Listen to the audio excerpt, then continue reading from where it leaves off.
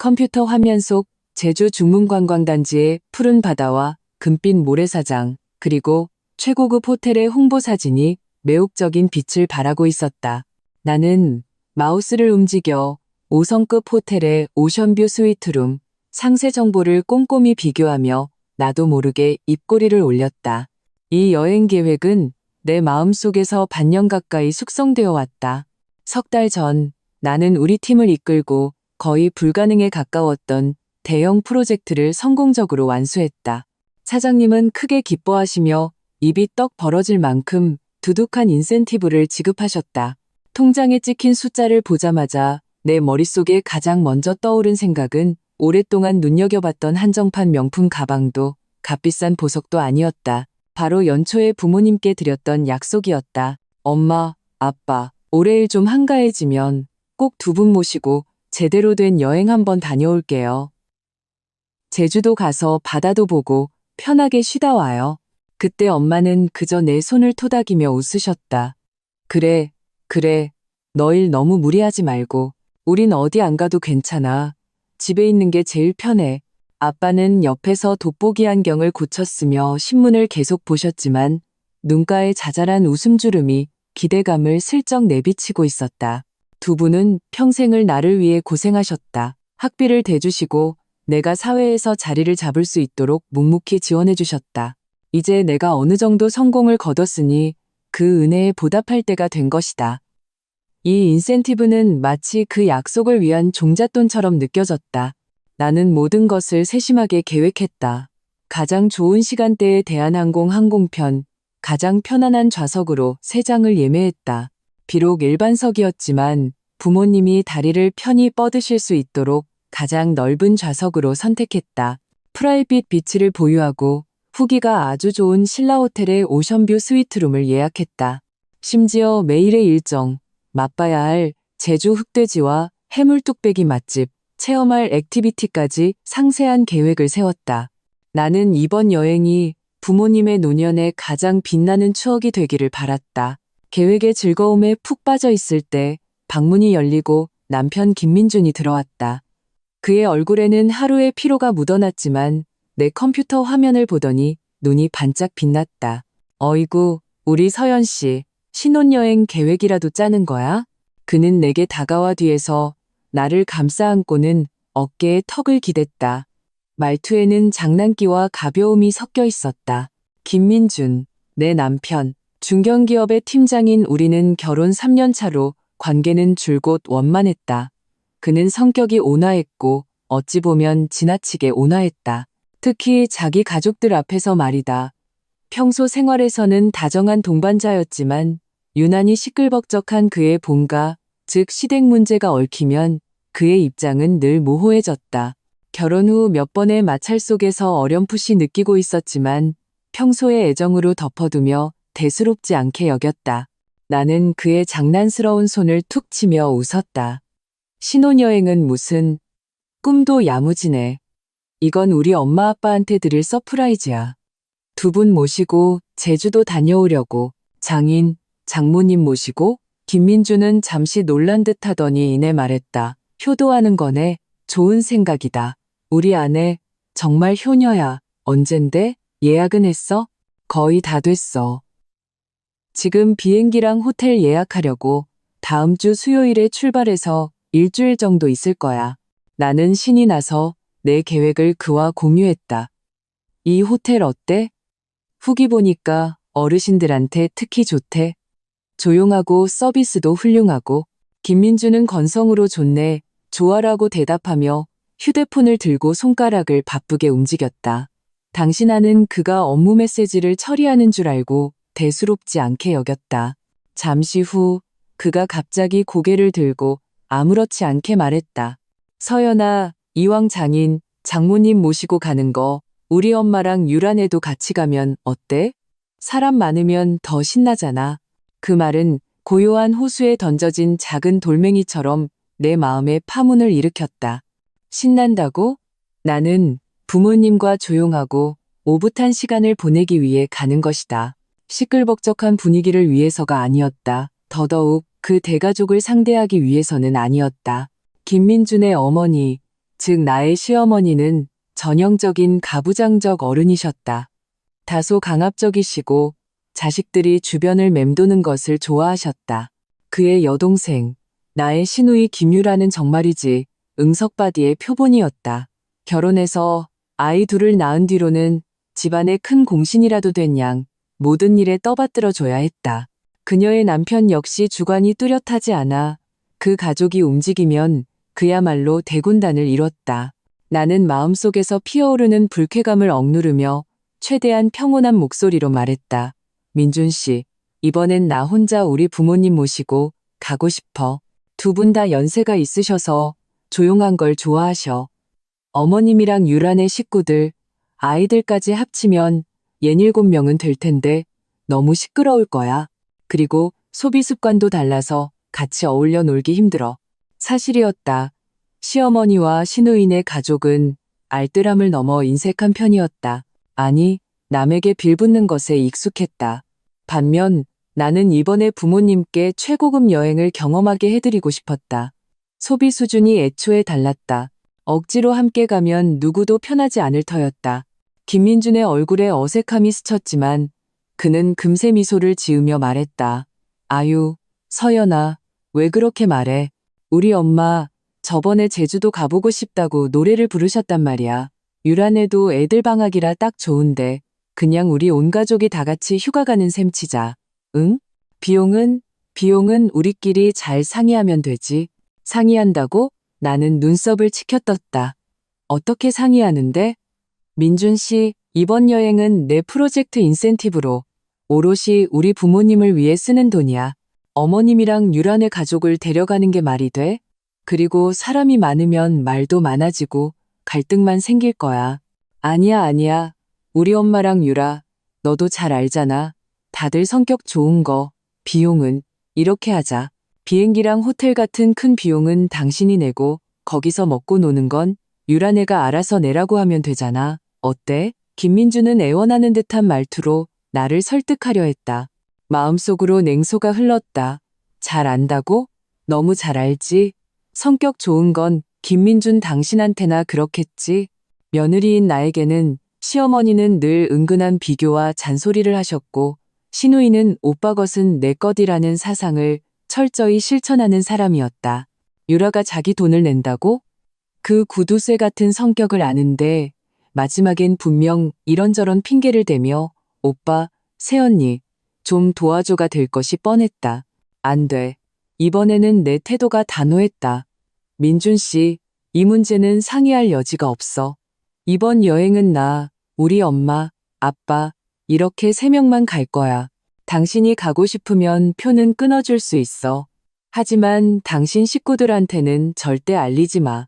김민주는 나의 단호한 눈빛을 보고 입을 열려다 결국 아무 말도 하지 못했다. 그저 힘없이 알았어. 당신 말대로 할게라고 말하고는 욕실로 들어갔다. 그의 쓸쓸해 보이는 뒷모습에 순간 마음이 약해졌다. 내가 너무 매정했나? 하지만 지난번 가족 모임에서 시어머니가 은근히 내가 친정만 챙긴다고 쏘아붙이고 시누이가 내 수입을 꼬치꼬치 캐묻던 장면을 떠올리자 그 약한 마음은 순식간에 사라졌다. 이건 내 돈이다.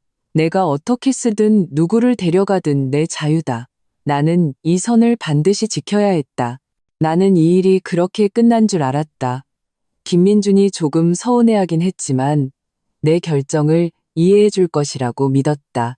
이후 이틀 동안 나는 순조롭게 제주도 왕복 항공권을 예매했다. 일반석 3자리, 일부러 나란히 붙은 좌석으로 골랐다. 호텔도 예약 완료, 오션뷰 스위트룸, 전망이 끝내줬다. 나는 여행 계획서를 출력해서 부모님께 보여드렸다. 두 분은 아이처럼 기뻐하셨다. 아버지는 돋보기를 쓰고 계획서를 몇 번이고 다시 보셨고 어머니는 무슨 옷을 챙겨야 할지 새 원피스를 사야 할지 고민하기 시작하셨다. 두 분의 행복한 모습을 보니 나의 모든 준비와 고집이 가치 있게 느껴졌다. 하지만 나는 김민준의 효심과 우애를 과소평가했고 그의 약속에 대한 존중을 과대평가했다. 출발 사흘 전 나는 회사 근처에서 고객을 만났다. 미팅이 끝나고 시간이 남아 항공사 직영 발권센터에 들러 좌석을 다시 한번 확인하고 부모님을 위한 특별 기내식을 신청할 수 있는지 알아볼 생각이었다. 넓고 환한 발권센터 로비로 들어가 나는 곧장 카운터로 향했다. 직원에게 미소를 지으며 말했다. 안녕하세요. 다음 주 수요일 발권 후 김순자, 박서연 세 사람의 제주행 항공편 좌석을 확인하고 싶은데요. 그리고 어르신 특별 기내식 신청도 문의하고 싶습니다. 직원은 내 신분증을 받아들고 능숙하게 컴퓨터를 조작했다. 나는 가벼운 마음으로 기다리며 부모님이 해변을 거니시는 모습을 상상했다. 하지만 이내 직원의 표정이 미묘하게 변하는 것을 알아차렸다. 그는 화면을 보며 미간을 살짝 좁히더니 키보드를 두드리는 속도가 빨라졌다. 그리고 고개를 들어 확인과 놀라움이 섞인 말투로 내게 말했다. 박서연 고객님, 안녕하세요. 고객님과 부모님의 일반석 3자리 좌석은 확인되었습니다. 그런데 그는 잠시 말을 멈추고 화면을 훑어본 뒤 나를 다시 보았다. 시스템상의 동일 항공편으로 제주로 가는 프레스티지석 7건의 예약이 추가로 확인됩니다. 예약자 정보는 다르지만 모든 발권과 결제가 고객님께서 지정하신 동일한 결제 계좌로, 즉 고객님 앞으로 청구된 것으로 나옵니다. 이 7분의 승객 정보를 자세히 알려드릴까요? 내 앞으로 청구. 프레스티지석 7장이요? 내 머릿속이 쿵 하고 무언가에 세게 얻어맞은 것처럼 하얘졌다. 일반석과 프레스티지석의 가격 차이는 잘 알고 있었다. 프레스티지석 7장이라니 그건 거의 천문학적인 숫자였다. 나는 거의 기계적으로 믿을 수 없다는 목소리로 되물었다. 무슨 7건이요? 프레스티지석이 제 앞으로 청구됐다고요? 뭔가 착오가 있는 거 아니에요? 저는 일반석 3장만 예약했어요. 직원은 프로다운 미소를 유지했지만 눈빛에는 동정과 확신이 서려 있었다. 고객님, 시스템에는 명확하게 나와 있습니다. 고객님의 일반석 3장 외에 추가로 7건의 예약이 있습니다. 승객 성함은 각각 최영희님, 고객님 시어머니, 김민주님 좌석이 다름, 김유라님, 조대성님, 신우이 남편, 조지훈, 조지아님 신우이 자녀 2명, 그리고 다시 김민주님입니다. 이 7장의 항공권은 모두 프레스티지석이며 결제 상태는 결제 완료입니다. 결제 방식은 고객님의 일반석 3장과 동일하게 고객님 명의의 신용카드 계좌와 연동되어 있습니다. 최영희, 김유라, 조대성, 조지훈, 조지아, 그리고 김민준, 프레스티지석. 김민준, 그는 자기 자신까지 프레스티지석으로 올렸단 말인가? 차가운 한기가 발끝에서부터 정수리까지 순식간에 치솟았다. 피가 순간적으로 굳는 것 같았다. 분노, 충격, 배신감의 칼날이 해일처럼 온몸의 세포 하나하나를 휩쓸었다. 심장이 미친 듯이 뛰는 소리가 선명하게 들렸다. 쿵쿵쿵. 가슴을 들이받는 소리에 고막이 아플 지경이었다. 그들은 불청객으로 따라붙은 것도 모자라 한 번에 7명이나, 그것도 프레스티지석으로 내 돈으로 예매했단 말인가. 김민준. 그가 감히, 내가 명확히 거절했는데도 그는 소식을 흘렸을 뿐만 아니라 그의 여동생 가족과 어머니가 내 돈으로 프레스티지석을 예매하도록 방관, 아니, 어쩌면 도왔을지도 모른다. 심지어 자기 자신까지 업그레이드했다. 이건 나를 대체 뭘로 보는 거지? 마음대로 돈을 빼갈 수 있는 호구로? 고객님, 괜찮으세요? 카운터 직원이 순식간에 창백해진 내 얼굴을 보고 걱정스럽게 물었다. 나는 정신을 차렸다. 가슴이 격하게 오르내렸다. 터져나올 것 같은 분노를 억누르며 이 사이로 한마디 한마디 쥐어짰다. 이 프레스티지석 7장, 누가 예매한 건가요? 언제 했죠? 직원은 조작 기록을 확인하고 답했다. 기록에 따르면 어제 오후 저희 콜센터를 통해 예약과 결제가 완료되었습니다. 남겨진 연락처는, 그는 전화번호를 읊었다. 김민준의 휴대폰 번호였다. 역시 그였다. 이 순간 부부의 정이고 가족의 화목이고 뭐고, 이 노골적인 계산과 배신 앞에 산산조각 났다. 온몸이 떨려왔다. 두려워서가 아니었다. 극한의 분노 때문이었다. 시어머니와 시누이 가족의 탐욕스러운 얼굴, 김민준의 온화한 척하지만 실은 무책임하고 가족과 한패가 되어 아내를 등쳐먹는 위선적인 행동이 영화처럼 눈앞을 스쳐 지나갔다. 나는 심호흡을 하며 억지로 냉정을 되찾았다. 안 돼. 무너지면 안 돼.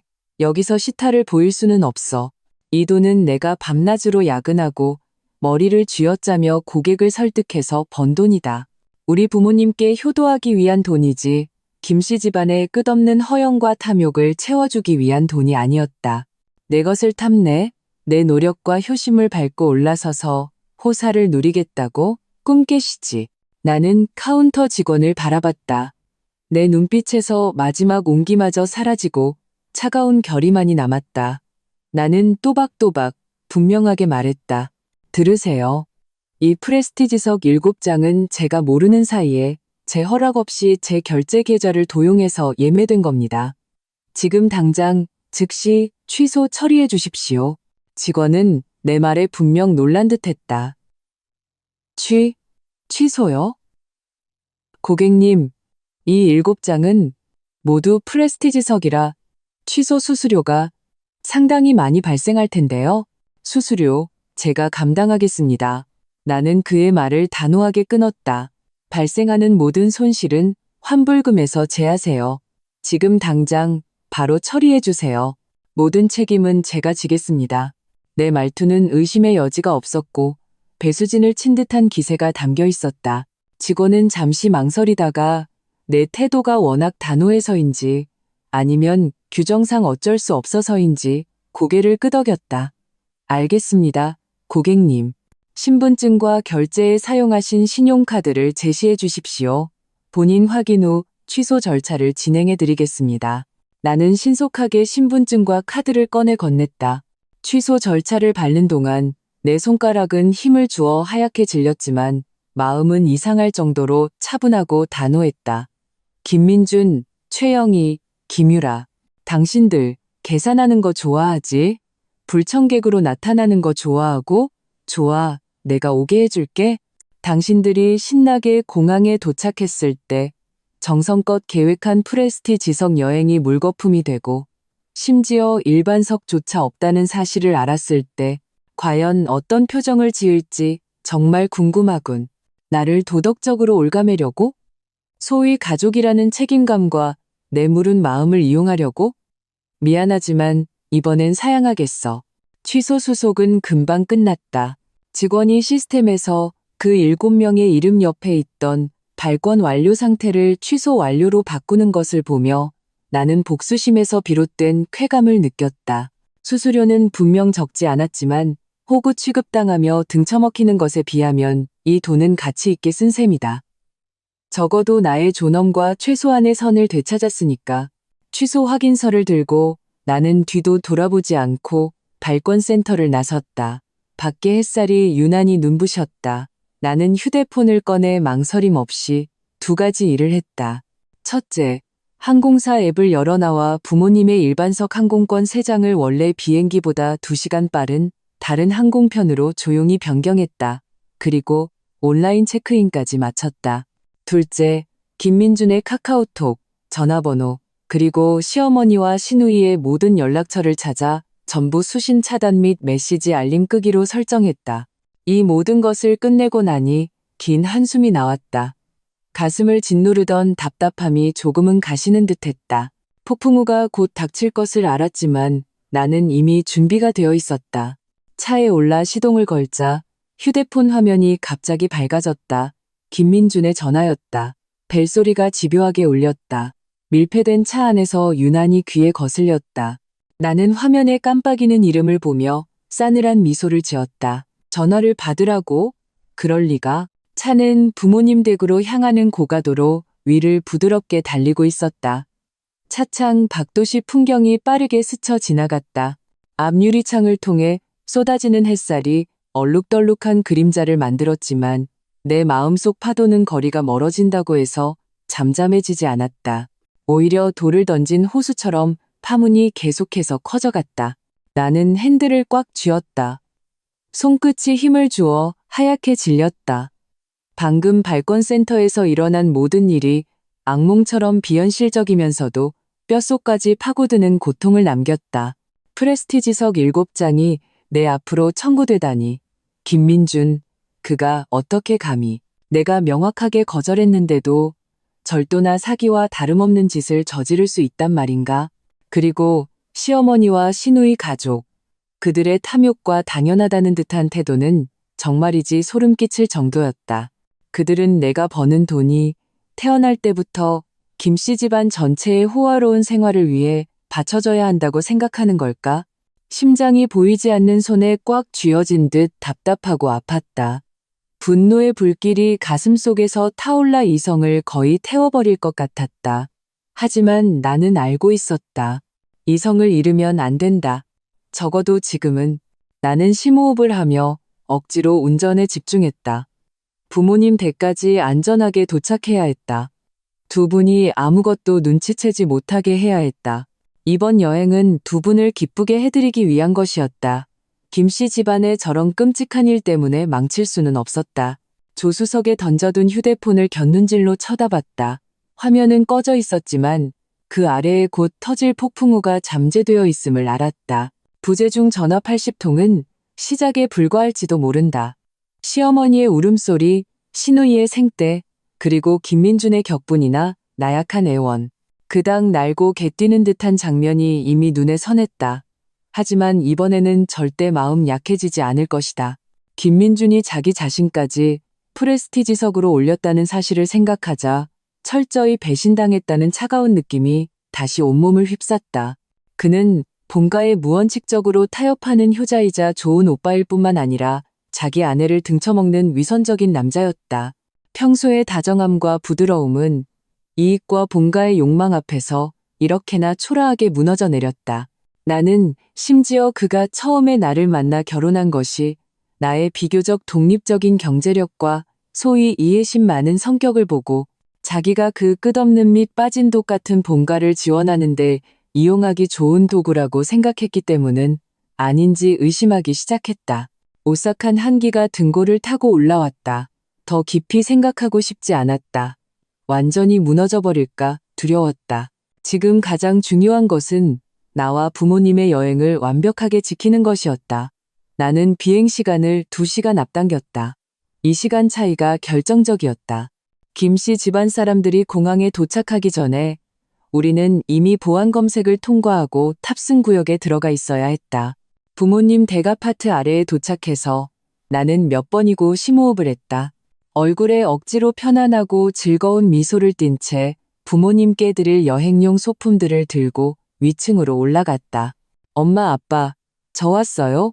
짐 다 챙기셨어요? 나는 문을 열며 최대한 밝은 목소리를 냈다. 어머니는 마지막으로 짐을 점검하고 계셨고 아버지는 베란다에서 화초에 물을 주고 계셨다. 나를 보자 두 분의 얼굴에 기대와 기쁨이 가득했다. 다 쌌지, 다 쌌어. 서연아, 이 옷 몇 벌이면 충분할까? 어머니는 펼쳐놓은 캐리어를 보여주며 내게 물었다. 그럼요, 충분하죠. 제주도는 따뜻해서 옷 많이 가져가면 짐만 돼요. 나는 웃으며 대답했다. 거실을 훑어보니 모든 것이 평소처럼 따뜻하고 평온했다. 긴장했던 신경이 조금은 풀렸다. 서연아, 민준이는 우리랑 같이 출발 안 하니? 아버지가 화초에 물을 다 주고 들어오시며 무심코 물었다. 심장이 쿵 내려앉았지만 나는 태연한 척했다. 회사에 갑자기 급한 일이 생겼대요. 공항에 좀 늦게 올 거래요. 우리 먼저 가 있으래요. 일 처리하고 바로 온다고. 나는 이미 핑계를 생각해 두었다. 일이 완전히 밝혀지기 전까지, 그리고 김민준과의 관계를 어떻게 처리할지 결정하기 전까지 부모님을 걱정시키고 싶지 않았다. 더더욱 두 분의 기분을 망치고 싶지 않았다. 그래? 일이 중요하지.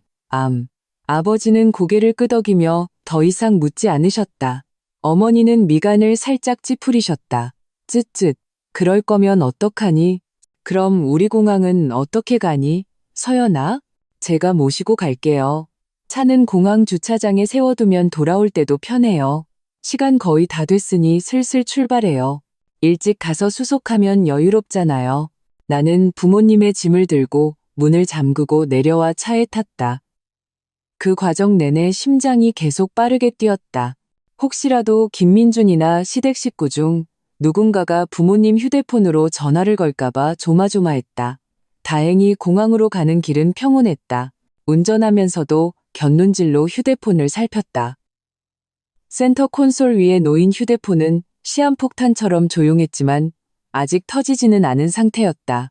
나는 이것이 폭풍 전의 고요함이라는 것을 알았다. 김씨 집안 쪽에서는 아직 항공권이 취소된 사실을 모르거나 김민준이 내게 연락을 시도했지만 차단되었을 것이다. 김포공항 지하 주차장에 차를 세우고 부모님의 짐을 내린 뒤 우리는 국내선 출발 로비로 빠르게 걸어갔다. 나는 비교적 한적한 체크인 카운터를 선택해 신속하게 나와 부모님의 탑승 수속을 마치고 탑승권을 받았다. 세 장의 실물 탑승권을 손에 쥐자 마음이 조금 놓였다. 보안 검색만 통과하면 비교적 안전할 것이다. 가요, 엄마, 아빠. 보안 검색 받으러 가요. 나는 어머니의 팔짱을 끼고 최대한 자연스럽게 보안 검색대로 이끌었다. 보안 검색줄은 길지 않았지만 한 걸음 한 걸음이 길게만 느껴졌다. 나는 때때로 곁눈질로 거대하고 소란스러운 출발 로비를 훑어보며 혹시라도 익숙한 얼굴이 나타날까 경계했다. 우리가 거의 검색대 앞에 다다랐을 때 내 핸드백 안에서 휴대폰이 격렬하게 진동하기 시작했다. 벨소리는 아니었다. 무음으로 해두었기 때문이다. 하지만 윙윙거리는 진동 소리는 가죽 가방을 뚫고도 선명하게 들렸다. 마치 죽기 전 마지막 발악처럼 심장이 목구멍까지 차오르는 것 같았다. 보지 않아도 누구인지 짐작할 수 있었다. 김민준일까? 시어머니일까? 아니면 시누이일까? 진동은 집요하고 초조하게 계속되었다. 부모님도 무언가 이상함을 느끼신 듯했다. 어머니가 고개를 돌려 나를 보셨다. 서연아, 전화 오는 거 아니니? 빨리 받아봐. 민준이가 무슨 일 있나 보다. 아니에요, 엄마. 스팸 전화인가 봐요. 신경 쓰지 마세요. 나는 애써 침착함을 유지하며 어머니의 손등을 토닥였다. 발걸음을 재촉하며 거의 2분을 반쯤 밀다시피 보안 검색대로 보냈다. 탑승권 확인, 신분 확인, 보안 게이트 통과, 휴대 수화물 검사, 모든 단계가 심장을 졸이게 했다. 어느 과정에서든 갑자기 불릴까봐 두려웠다. 우리 세 사람이 무사히 보안 검색을 통과하고 비교적 조용하고 독립된 탑승 구역에 들어섰을 때 나는 비로소 안도의 한숨을 내쉴 수 있었다. 마치 힘겨운 포위망을 뚫고 나온 기분이었다. 등 뒤에 소란스러운 출발 로비는 잠시나마 차단되었다. 휴대폰은 지치지도 않고 계속 진동하고 있었다. 하지만 이곳에서는 소리가 훨씬 작게 들렸다. 나는 비교적 조용한 구석을 찾아 부모님을 앉혀드렸다. 엄마, 아빠, 여기서 잠시 앉아 계세요. 저 화장실 좀 다녀올게요. 그래, 다녀오렴. 아버지는 고개를 끄덕이셨다. 어머니는 내 안색이 좋지 않은 것을 눈치채신 듯 걱정스럽게 쳐다보셨지만 더 이상 묻지는 않으셨다. 나는 빠르게 화장실로 걸어가 칸막이 문을 잠갔다. 그리고 나서야 감히 휴대폰을 꺼냈다. 화면에는 부재중 전화 알림이 수십 개 쌓여 있었다. 김민준의 번호 외에도 시어머니, 시누이, 심지어 시누이, 남편으로 추정되는 번호까지 섞여 있었다. 가장 최근의 부재중 전화는 30초 전에 걸려온 김민준의 전화였다. 나는 냉소를 흘리며 다시 무시하려는데 휴대폰 화면이 다시 밝아졌다. 이번에는 카카오톡 메시지였다. 김민준에게서 온 것이었다. 박서연, 너 미쳤어? 비행기표 어떻게 된 거야? 엄마랑 유란에 공항에 도착했는데 체크인하니까 표가 취소됐대. 수수료도 엄청나게 깎였다는데 네가 한 짓이지? 당장 전화 받아. 문자에는 격분과 추궁이 가득했다. 죄책감이나 해명은 한마디도 없었다. 오직 비난뿐이었다. 역시 그들이 공항에 도착해서 꿈이 깨진 모양이다. 나는 그 혼란스러운 장면을 상상할 수 있었다. 시어머니는 옆에서 발을 동동 구르고 시누이는 찢어지는 목소리로 불평하고 아이 둘은 울고불고 김민주는 머리 없는 파리처럼 나에게 연락하려 하지만 번번이 차가운 안내 음성만 들었겠지. 손가락이 차가웠지만 마음속에는 기묘하게 거의 잔인할 정도로 평온했다. 나는 메시지에 답장하지 않고 휴대폰 설정을 열어 메시지 알림까지 무음으로 바꿨다. 그리고 김민준과의 대화창을 찾았다. 화면 위에서 손가락이 잠시 멈췄다. 조롱 한마디를 보낼까? 따져 물을까? 아니면 그냥 탄파할까? 아니, 아직은 때가 아니다. 어떤 반응이든 그들을 더 집요하게 만들 뿐이다. 나는 그들이 불안과 분노, 어찌할 바 모르는 혼란 속에서 계획이 무산된 맛을 제대로 즐기게 해주고 싶었다. 내가 박서연이 그들이 마음대로 주무를 수 있는 만만한 사람이 아니라는 것을 알려줘야 했다. 나는 휴대폰을 비행기 모드로 전환하여 외부와의 모든 연락을 완전히 차단했다. 세상이 순식간에 고요해졌다. 화면에 뜬 비행기 모드 아이콘을 보며 나는 길고 천천히 가슴에 쌓였던 탁한 기운을 내뱉었다. 화장실에서 나와 찬물로 얼굴을 씻었다. 거울 속 눈빛은 차갑지만 이상할 정도로 단호한 자신을 보았다. 박서연, 잘했어. 저렇게 선을 넘고 한도 끝도 없이 욕심부리는 사람들에게는 인내와 대화가 통하지 않아. 오직 강력한 반격만이 그들을 아프게 할 수 있어. 탑승 구역으로 돌아오니 부모님은 조용히 앉아 계셨다. 아버지는 신문을 읽고 계셨고 어머니는 창밖으로 이착륙하는 비행기를 바라보고 계셨다. 서연아, 별일 없지? 안색이 안 좋아 보여서 어머니는 결국 참지 못하고 물으셨다. 나는 미소를 지으며 다가가 어머니의 팔짱을 꼈다. 괜찮아요, 엄마. 그냥 너무 일찍 일어나서 그런가 봐요. 저게 우리가 좀 이따 탈 비행기일까요? 나는 일부러 화제를 돌려 창밖에서 활주로를 이동 중인 여객기를 가리켰다. 그런가 보네. 정말 크다. 어머니의 주의는 성공적으로 전환되었고 얼굴에는 다시 기대의 미소가 번졌다. 부모님의 평온하고 만족스러운 옆모습을 보며 내 마음속 신념은 더욱 굳건해졌다. 두 분을 지키고 즐겁고 걱정 없는 여행을 선사하는 것. 그것이 지금 나의 유일한 목표였다.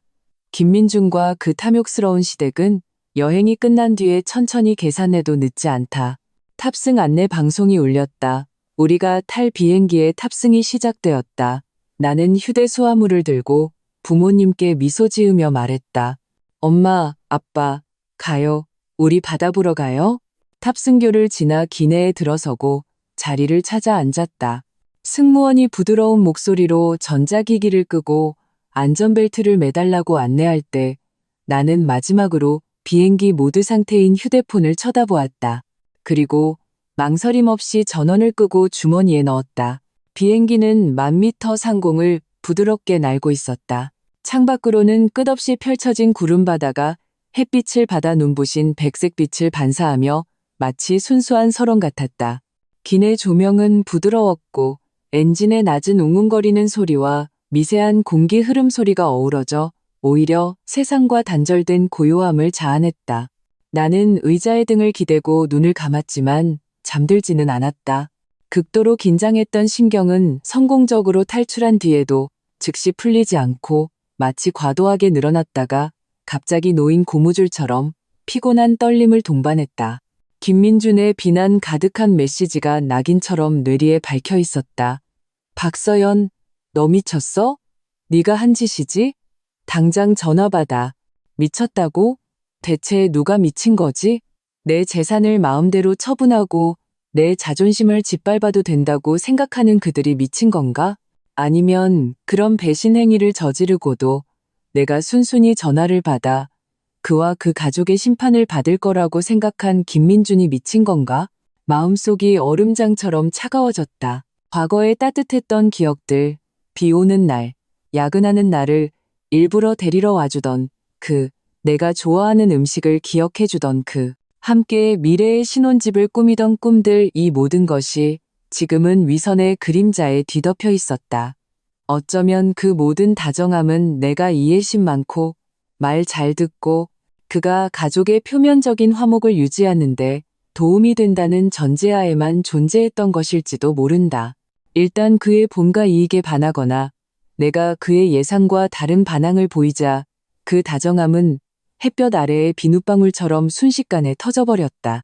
서연아, 물 좀 마셔라. 어머니의 부드러운 목소리가 내 상념을 깨뜨렸다. 어머니는 뚜껑을 딴 생수병을 건네셨다. 눈빛에는 쉽사리 감춰지지 않는 걱정이 서려 있었다. 피곤하니? 어젯밤에 잠을 설쳤구나. 나는 물을 받아 한 모금 마셨다. 시원한 느낌이 목을 타고 내려가며 마음속에 들끓는 화를 조금 가라앉혔다. 나는 애써 어머니를 안심시키는 미소를 지었다. 괜찮아요, 엄마. 그냥 좀 설레서요. 저기 구름바다 좀 보세요. 정말 예쁘죠? 아버지도 창밖을 보시며 감탄했다. 그러게, 이렇게 높이 나니까 땅에 있는 골치 아픈 일들이 다 작아 보이네. 아버지의 말씀은 맑은 망치처럼 내 마음을 울렸다. 그래, 지상의 번뇌는 이 높은 상공에서는 정말 멀고 하찮게 느껴졌다. 지금 내가 할 일은 내 곁에 계신 나에게 생명과 무한한 사랑을 주신 두 분을 지키고 이 소중한 여행을 즐기시게 하는 것이다. 나머지는 닥치는 대로 해결하면 된다.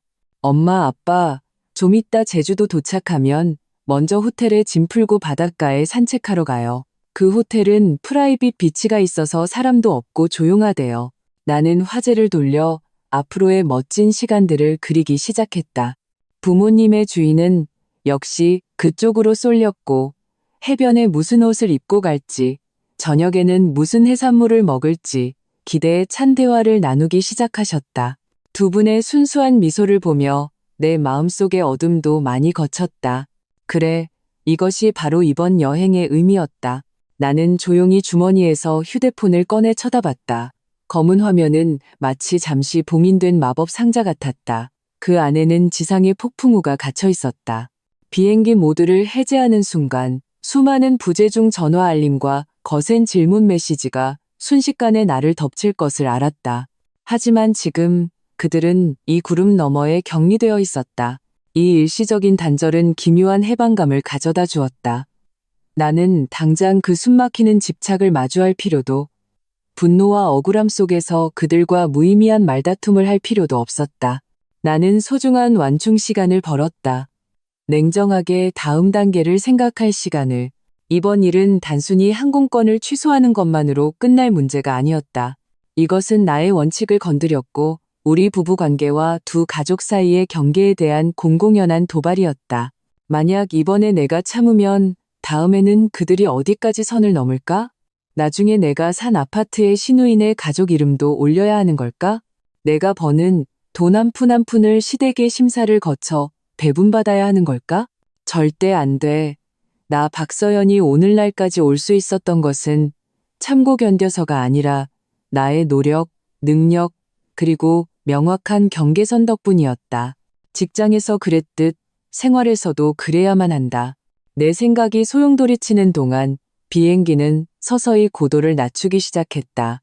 구름층을 뚫고 내려가자 아래로 푸른 해안선과 점점이 흩어진 섬들이 점차 선명해졌다. 제주도에 도착했다. 그리고 그와 동시에 내가 탈출한 지상의 공항에서는 폭풍우가 전면적으로 격화되고 있었다. 장면 전환, 김포공항 체크인 카운터. 김민준의 이마에는 잔땀이 송골송골 맺혀 있었다. 휴대폰을 쥔 손가락은 힘을 주어 관절이 하얗게 변했다.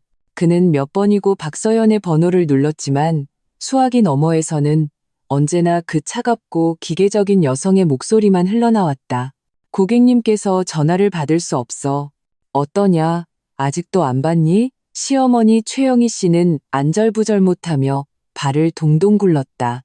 얼굴에는 출발 전의 의기양양함은 온데간데 없고 초조함과 불만만 가득했다. 저 박서연, 걔가 도대체 무슨 생각인 거야? 말도 없이 표를 취소해? 걔 눈에는 나라는 시어머니가 이 집안이 있기는 한 거니? 시누이 김유라는 더욱 화가 나 얼굴이 시뻘개져 있었다. 그녀는 우는 아이 한 명씩을 양손에 잡고 날카롭게 소리쳤다. 오빠가 데려온 마누라 좀 봐. 이게 무슨 짓이야? 일부러 우리 망신 주려는 거지? 같이 놀러 가자고 그렇게 약속해놓고 막판에 와서 이따위로 뒤통수를 쳐? 우리 온 가족이 신나서 공항까지 왔는데 이제 어떡하냐고. 어떡해. 김유라의 남편 조대성은 말없이 옆에서 손만 비비며 난처한 표정으로 중얼거렸다. 이게 무슨 일이야 대체. 주변을 오가는 여행객들이 호기심 어리거나 짜증 섞인 시선을 던졌다. 김민주는 얼굴이 화끈거렸다. 평생 이렇게 창피했던 적은 없었다. 원래 상상했던 온 가족의 프레스티지석 해외여행은 지금처럼 공항에 발이 묶여 원숭이 구경거리가 된 난처한 상황으로 변해버렸다. 엄마, 유라야, 조용히 좀 해. 소리 지르지 마. 김민주는 목소리를 낮춰 그들을 진정시키려 애썼다. 서연이 쪽에 뭔가 오해가 있었거나 실수로 그런 걸 거야. 오해? 실수? 김유라는 세상에서 가장 어이없는 농담이라도 들은 듯 소리쳤다. 오빠, 정신 좀 차려. 프레스티지석 7장이 동시에 취소되고 수수료까지 그렇게 많이 깎였는데 이게 오해야? 이건 명백히 고의야. 걔는 그냥 우리가 싫은 거야. 우리가 자기한테 짐 된다고 생각하는 거라고. 돈 좀 번다고 유세는. 최영희 씨도 거들었다. 그래, 민준아, 엄마가 하는 말 좀 들어라. 네가 평소에 걔를 너무 우냐우냐해서 그래. 지금 걔가 저렇게 하늘 높은 줄 모르고 날뛰는 것 좀 봐. 어른을 이렇게 우롱해도 되는 거니? 난 이 억울함 못 참는다. 김민주는 어머니와 여동생의 성화에 머리가 터질 것 같았다. 마음속은 모순과 분노로 가득했다. 그 역시 박서연이 고의로 그랬다는 것을 알고 있었다. 답장 없는 메시지가 그 증거였다. 그는 박서연의 단호함과 일말의 여지도 주지 않는 태도에 화가 났다. 가족 앞에서 이렇게 체면을 구기게 만들다니. 하지만 마음 한구석에서는 이 일의 원인이 자신에게 있다는 미약한 목소리가 들려왔다. 그녀의 동의 없이 가족들의 기대를 먼저 부풀리고 그녀의 돈에 손을 댄 것은 자신이었다. 하지만 이게 전부 내 탓인가? 나는 그저 온 가족이 즐겁기를 바랐을 뿐인데 서연이는 돈도 잘 버는데 좀 쓰면 어때서? 다 한 가족인데 그렇게까지 선을 그을 필요가 있나? 이번엔 정말 너무했어. 됐어. 다들 그만 좀 해. 김민주는 짜증스럽게 소리치며 주도권을 되찾으려 했다. 지금 와서 이런 말 해봤자 무슨 소용이야. 당장 어떻게 할지를 생각해야지. 제주도 호텔이랑 관광지 입장권 다 예약해놨는데 어떡하긴 뭘 어떡해. 김유라가 신경질적으로 말했다. 빨리 표 다시 사야지. 설마 지금 이대로 집에 돌아가? 재수없게. 표를 다시 사라고? 김민주는 휴대폰의 예매 앱을 쳐다봤다. 다음 주까지 제주로 가는 비행기는 일반석조차 거의 남아있지 않았고 가격도 평소보다 훨씬 비쌌다. 프레스티지석은 꿈도 꿀 수 없었다. 7명의 항공권에 취소 수수료까지 합하면 또 엄청난 지출이었다. 그의 비상금은 얼마 없었다. 평소 월급 대부분을 박서연에게 맡겨 관리하게 했다. 그녀에게 안정감을 준다는 명목이었지만 실은 그 자신이 편하기 때문이었다. 지금 당장 이렇게 큰 돈을 마련하는 것은 거의 불가능했다. 봐봐. 지금 일반석도 거의 없고 가격이 미쳤어. 김민주는 휴대폰 화면을 어머니와 여동생에게 보여주며 난감한 표정을 지었다. 이 돈 누가 내? 그 말이 나오자 최영희 씨와 김유라는 잠시 주춤했다. 최영희 씨는 눈을 피하며 말했다. 민준아, 네가 이 집 기둥이잖니. 당연히 네가 어떻게든 해야지. 엄마 연금은 내 아버지 약값 대기에도 빠듯한 거 알잖니. 김유라가 바로 말을 이었다. 우리 집 돈은 대성 씨가 관리하는데 그 고지식한 인간이 지금 이렇게 비싼 표 사는데 절대 동의 안 할걸. 그리고 애초에 이 일은 새언니 때문에 생긴 거니까 당연히 그 돈은 새언니가 내야지. 문제는 다시 원점으로 돌아왔다. 박서연. 김민주는 깊은 무력감을 느꼈다. 그는 다시 박서연에게 전화를 걸었지만 여전히 연결되지 않았다. 장모님께도 전화를 걸어봤지만 두 분의 휴대폰도 꺼져 있었다. 이것은 내가 미리 부탁해둔 것이었다. 방해받지 않도록 비행기에 타면 휴대폰을 끄고 제주에 도착하면 내가 준비한 현지 유심으로 연락하라고. 이제 김민준의 마음은 완전히 가라앉았다. 박서연은 그들을 철저히 차단할 작정이었다. 오빠, 뭐라도 결정을 내려야 할 거 아냐? 김유라가 재촉했다. 아이들의 울음소리와 그녀의 짜증 섞인 목소리가 뒤섞여 귀를 찔렀다. 김민주는 눈앞에 아수라장을 보았다. 초조한 어머니, 불평하는 여동생, 말없는 매제, 우는 아이들. 그리고 주변에 점점 늘어나는 이상한 시선들, 전례 없는 압박감과 책임감, 아니, 부담감이 그의 어깨를 무겁게 짓눌렀다. 그가 계획했던 가족 앞에서 성공과 권위를 과시하려던 여행은 철저한 총극과 재정 위기로 변해버렸다. 그리고 그가 항상 모든 것을 포용해주고 화목한 가정을 유지하는 데 도움을 줄 것이라고 믿었던 아내는 가장 잔인하고 모욕적인 방식으로 이 위선적인 평화를 찢어버렸다. 오, 우선 진정해. 김민준의 목소리에는 미세한 떨림과 허탈함이 묻어 있었다. 내가 공항 직원한테 가서 다른 방법이 있는지 아니면 다른 시간대 항공편으로 변경할 수 있는지 물어볼게. 비행기는 제주국제공항에 부드럽게 착륙했다.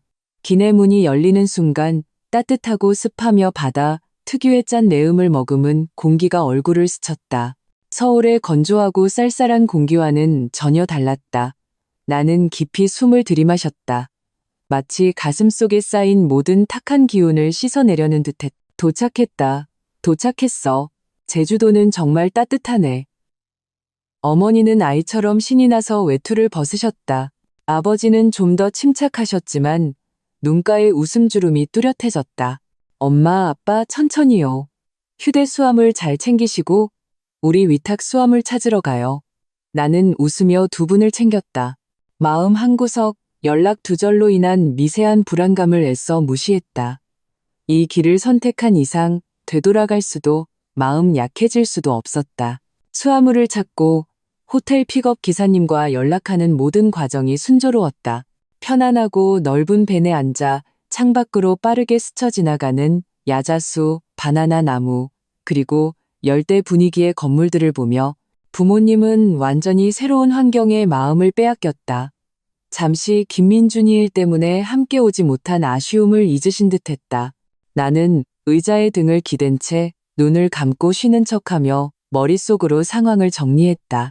핸드백 속 휴대폰은 여전히 비행기 모드였다. 조용한 증인처럼 네트워크에 연결되는 순간 정보의 홍수가 터져 나올 것을 알았지만 아직은 처리할 때가 아니었다. 먼저 부모님을 잘 모시고 호텔에 체크인해서 두 분의 마음이 편안해지도록 해야 했다. 약 40분 후 차는 중문관광단지에 위치한 최고급 리조트 호텔에 도착했다. 새하얗고 웅장한 건물, 정성스럽게 가꿔진 열대 정원, 그리고 저 멀리 희미하게 보이는 푸른 수평선의 부모님은 감탄을 금치 못하셨다.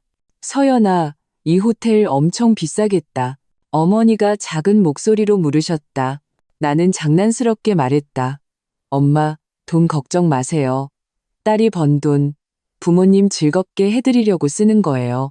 이번엔 아무 생각 말고 푹 쉬세요. 나는 어머니의 팔짱을 끼며 가볍게 말했다. 프런트 데스크에서의 체크인 과정은 신속하고 정중했다. 오션뷰 스위트룸은 과연 명불허전이었다. 넓은 발코니는 끝없는 바다를 정면으로 마주하고 있었고 푸른 수영장과 하얀 모래사장이 한눈에 들어왔다. 이야, 이거 정말 끝내주는구나. 아버지는 발코니에 서서 감탄을 연발하셨다. 부모님의 얼굴에 떠오른 순수한 기쁨을 보며 나의 모든 고집과 반격이 같이 있었다고 느꼈다. 이것이 바로 내가 원했던 것이다. 내 능력으로 내가 가장 사랑하는 사람들에게 멋진 경험을 선사하는 것. 저 탐욕스럽고 끝없는 욕망의 심연을 채우기 위함이 아니었다. 짐을 풀고 나서 나는 제안했다. 부모님, 아직 햇살이 좋으니 우리 해변에 산책하러 가요. 호텔에 프라이빗 비치 구역이 있어서 사람도 없고 조용해요. 좋지, 가자, 가자. 어머니가 적극적으로 호응하셨다. 우리는 편안한 신발로 갈아 신고 호텔 정원의 오솔길을 따라 그토록 그리던 바다로 향했다. 부드럽고 하얀 모래를 밟으며 파도가 규칙적으로 해변을 치는 소리를 들으며 끝없이 펼쳐진 푸른 바다를 바라보니 모든 번뇌가 정말로 바닷바람에 씻겨 나가는 듯했다. 나는 부모님과 함께 해안선을 따라 천천히 산책했다. 두 분의 젊은 시절 이야기를 듣고 아버지가 어린아이처럼 조개를 줍는 모습을 보고 어머니가 해변에서 포즈를 취하시는 사진을 찍어드렸다. 이 순간 시간은 고요하고 아름다웠다. 그러나 나는 잘 알고 있었다. 지상의 폭풍우는 멈추지 않을 것이다. 부모님께서 저녁 식사를 위해 옷을 갈아입겠다며 방으로 돌아가신 틈을 타 나는 내 방으로 돌아왔다. 이제 마주해야 할 시간이었다. 심호흡을 한 번 하고 나는 휴대폰의 비행기 모드를 해제했다. 네트워크에 연결되는 순간 휴대폰은 마치 끓는 기름에 던져진 얼음덩이처럼 격렬하고 미친 듯이 진동하고 울리기 시작했다. 화면은 끊임없이 밀려드는 부재 중 전화 알림과 메시지 알림으로 순식간에 도배되었다.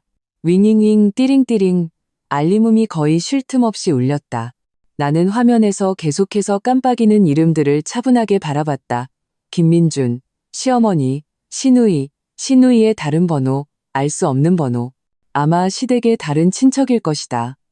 부재 중 전화 숫자는 눈에 띄게 증가하며 내가 예상했던 상징적인 숫자 80통에 빠르게 근접하고 있었다. 나는 바로 받지 않고 먼저 메시지들을 빠르게 훑어보았다. 가장 최근의 메시지는 1분 전에 온 김민준의 것이었다. 박서연, 전화 받아. 도대체 어쩌자는 거야? 엄마 심장병 도지시겠다. 우리 아직도 공항이야. 당장 전화해서 제대로 설명해. 안 그러면 나랑 끝인 줄 알아. 말투는 격렬했고 통제 불능의 분노와 협박으로 가득했다. 여전히 반성은 조금도 없었다. 아래로 내려보니 시어머니의 메시지도 있었다. 서연아, 엄마는 네가 좀 속상했을 거라고 생각은 한다. 하지만 다 한 가족인데 무슨 일을 이렇게까지 하니? 너무 사람 마음에 상처 주는 거 아니냐? 내 시아버지가 아시면 얼마나 속상해 하시겠니? 빨리 전화 받아서 돈 좀 보내줘라. 우리가 표 사서 그쪽으로 갈게. 이 일은 없던 걸로 해줄 테니 엄마가 더는 말 안 할게. 전형적인 도덕적 협박과 회유, 그리고 적반하장이었다. 마치 잘못한 사람이 나인 것처럼 내가 순순히 돈을 바치면 그들의 용서를 받을 수 있다는 식이었다.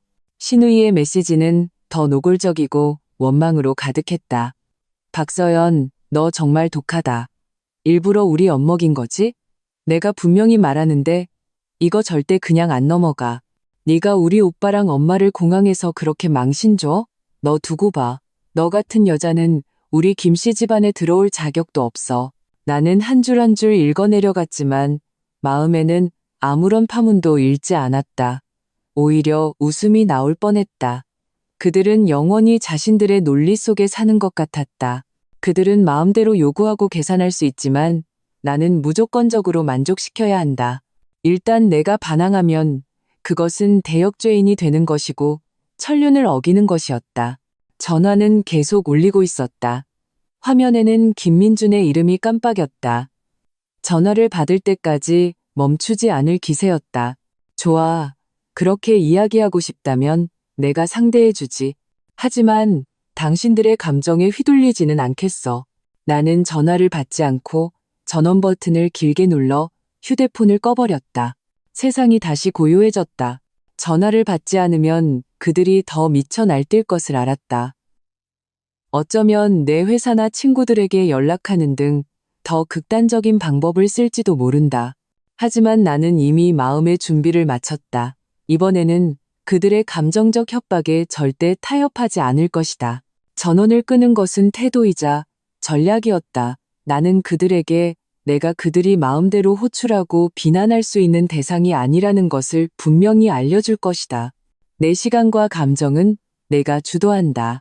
지금 그들은 나에게 연락할 수 없고 머리 없는 파리처럼 제자리에서 맴돌 수밖에 없을 것이다. 분노, 불안, 무력감이 계속해서 증폭될 것이고 그 감정은 결국 그들 자신에게, 특히 모든 것을 망쳐버린 김민준에게 돌아갈 것이다. 나는 발코니로 나가 저 멀리 하늘과 바다가 맞닿은 장엄한 풍경을 바라봤다. 석양이 서서히 수평선 아래로 가라앉으며 하늘과 바다의 절반을 붉게 물들이고 있었다. 이렇게 아름다운 풍경을 저런 추잡한 일들로 더럽힐 수는 없었다. 나는 다시 휴대폰을 켰다. 미친 듯이 걸려오는 전화를 피해 아주 친하고 입이 무거운 친구에게 카카오톡 메시지를 보냈다. 간단히 상황을 설명했다. 시댁이 불청객으로 따라왔고 심지어 모든 비용을 내게 떠넘기려 해서 거절했더니 지금 난리를 치고 있다고. 혹시 시댁에서 연락이 오면 무조건 모르는 척 해달라고 부탁했다. 친구는 바로 이모티콘과 함께 걱정 말라는 답장을 보내왔다. 그리고 나는 다시 휴대폰을 껐다. 이 모든 것을 마치고 나는 가벼운 원피스로 갈아입고 방을 나와 부모님의 방문을 두드렸다. 엄마, 아빠, 준비 다 되셨어요? 우리 해산물 뷔페 먹으러 가요. 이 호텔 뷔페가 아주 유명하대요. 문이 열리고 부모님도 멋진 옷으로 갈아입으셨다. 얼굴에는 휴가의 여유가 묻어났다. 준비 다 됐지. 가자. 배가 좀 고프네. 아버지가 웃으며 말씀하셨다. 두 분의 전적인 신뢰와 의지가 담긴 눈빛을 보며 나는 힘이 솟는 것을 느꼈다. 그래. 지금 나의 가장 중요한 역할은 발건우와 김순자의 딸이자 두 분을 모시고 휴가를 즐기는 가이드다. 그 이상한 시댁이 마음대로 주무를 수 있는 며느리나 새언니가 아니었다. 그 80통의 부재중 전화 뒤에 숨겨진 광풍포구는 계속 몰아치라고 해라. 나는 여기서 흔들리지 않을 테니. 저녁 식사는 호텔의 아름다운 레스토랑에서 진행되었다. 눈이 휘둥그레질 만큼 다양한 해산물과 음식에 부모님은 감탄을 연발하셨다. 나는 세심하게 새우를 까드리고 음식을 덜어드리며 두 분의 만족스러운 미소를 보았다. 내가 정말로 옳은 결정을 했다고 느꼈다. 방으로 돌아와서도 나는 여전히 휴대폰을 켜지 않았다. 하룻밤 동안 발효되면서 지상의 폭풍우는 분명히 더 거세졌을 것이다. 그날 밤 나는 이상할 정도로 편안하게 잠들었다. 전화벨 소리의 방에도 메시지 알림음의 성가심도 없었다. 오직 창밖에서 은은하게 들려오는 규칙적인 파도 소리가 마치 어머니의 부드러운 자장가처럼 며칠간의 긴장과 분노를 어루만져 주었다. 며칠간 팽팽했던 정신은 제주도의 습하고 따뜻한 공기 속에서 그리고 성공적인 탈출 뒤에 완전히 이완되었다. 아침에는 커튼 틈으로 새어 들어오는 햇살과 바닷새의 울음소리에 눈을 떴다. 눈을 뜨자 낯선 고급스러운 천장이 보였다. 잠시 멍하니 있다가 내가 어디에 있는지 깨달았다. 그러자 전례 없는 편안함과 해방감이 온몸에 퍼져나갔다. 나는 일어나 두꺼운 커튼을 젖혔다. 거대한 통유리창 밖 맑고 푸른 하늘 아래로 반짝이는 수영장과 더 멀리 끝없이 펼쳐진 푸른 바다가 보였다. 일찍 나선 요트 몇 척이 바다 위에 하얀 조개 껍데기처럼 점점이 떠 있었다. 공기는 취할 듯이 신선했다. 이것이 바로 삶의 본 모습이었다. 계산도 속박도 없이 오직 아름다운 풍경과 사랑하는 사람과의 평온한 시간. 나는 짠 내음 섞인 바닷바람을 깊이 들이마셨다. 기분이 상쾌했다. 여전히 꺼져 있는 휴대폰을 들었지만 바로 켜지는 않았다. 이 아름다운 시작을 먼저 즐기기로 했다. 일단 켜면 분명히 새로운 정보 폭격이 시작될 것을 알았다. 하지만 이번에는 내 마음가짐이 달랐다. 수동적으로 피하던 혼란에서 능동적으로 통제하는 냉정함으로 바뀌었다. 세수를 마치고 가벼운 운동복으로 갈아입고 부모님의 방문을 두드렸다. 예상대로 두 분도 일찍 일어나 베란다에서 바다를 배경으로 사진을 찍고 계셨다. 엄마, 아빠, 좋은 아침이에요. 잘 주무셨어요? 응, 아주 잘 잤지. 어머니가 활짝 웃으셨다. 공기가 정말 좋다. 파도 소리 들으면서 자니까 잠이 솔솔 오더라. 내 아빠는 새벽부터 일어나서 베란다에서 체조를 하더라니까. 아버지도 웃으며 고개를 끄덕이셨다. 그래, 여기 환경은 정말 최고다. 서연아, 덕분에 호강한다. 아빠, 무슨 말씀을요? 두 분이 즐거우시면 된 거죠. 나는 아버지의 팔짱을 끼웠다. 가요, 우리 아침 먹으러. 호텔 조식이 아주 잘 나온대요. 그리고 나서 호텔 정원을 산책하거나 수영장가에 앉아 쉬어요. 조식은 종류가 매우 다양한 뷔페였다. 한식과 양식이 조화를 이루었고 열대 과일도 많았다. 부모님은 특히 처음 보는 과일들의 호기심을 보이며 즐겁게 식사하셨다. 나는 친절하게 설명해드리며 이 소박하고 따뜻한 시간을 즐겼다. 오전 내내 우리는 호텔 안에서 시간을 보냈다. 나는 부모님을 모시고 거대한 열대 정원을 산책하며 신기한 식물들을 구경하고 인피니티 풀 옆에 선베드에 누워 쉬었다. 부모님이 아이처럼 조심스럽게 발로 물장구를 치시는 모습을 보았다. 호텔 사진사를 예약해 가장 경치가 좋은 곳에서 우리 가족의 따뜻한 사진도 많이 남겼다. 나는 의도적으로 김씨 집안이나 김민준에 대한 이야기를 일절 꺼내지 않았다. 완전히 부모님과의 휴가 모드에 몰입했다. 부모님도 완전히 긴장을 풀고 이 소중한 여유와 딸의 보살핌을 즐기시는 듯했다. 잠시 사위가 일 때문에 바쁘다는 에피소드는 잊으신 것 같았다. 하지만 나는 알고 있었다. 이 평온은 일시적일 뿐 지상의 폭풍우는 나의 단절 때문에 멈추지 않을 것이다. 오히려 나에게 연락이 닿지 않아 더욱 초조해하며 더 극단적인 행동을 할 수도 있었다. 점심은 호텔 근처의 평이 좋은 향토 음식점에서 먹기로 했다. 부모님께서 메뉴판을 보시는 동안 나는 화장실을 핑계로 다시 휴대폰을 켰다. 역시나 부재중 전화와 메시지 수는 더 늘어나 있었다. 부재중 전화는 이미 80통을 훌쩍 넘어 100통에 가까워지고 있었다. 메시지 내용도 처음에 분노와 비난, 도덕적 협박에서 약간의 변화가 보이기 시작했다. 김민준의 최근 메시지 몇 개는 말투가 지쳐 보였고 미세한 애원이 섞여 있었다. 서연아, 전화 좀 받아. 우리 제대로 얘기 좀 하자. 응? 엄마 정말 화 많이 나셨고 유라도 계속 난리야. 내가 부탁할게.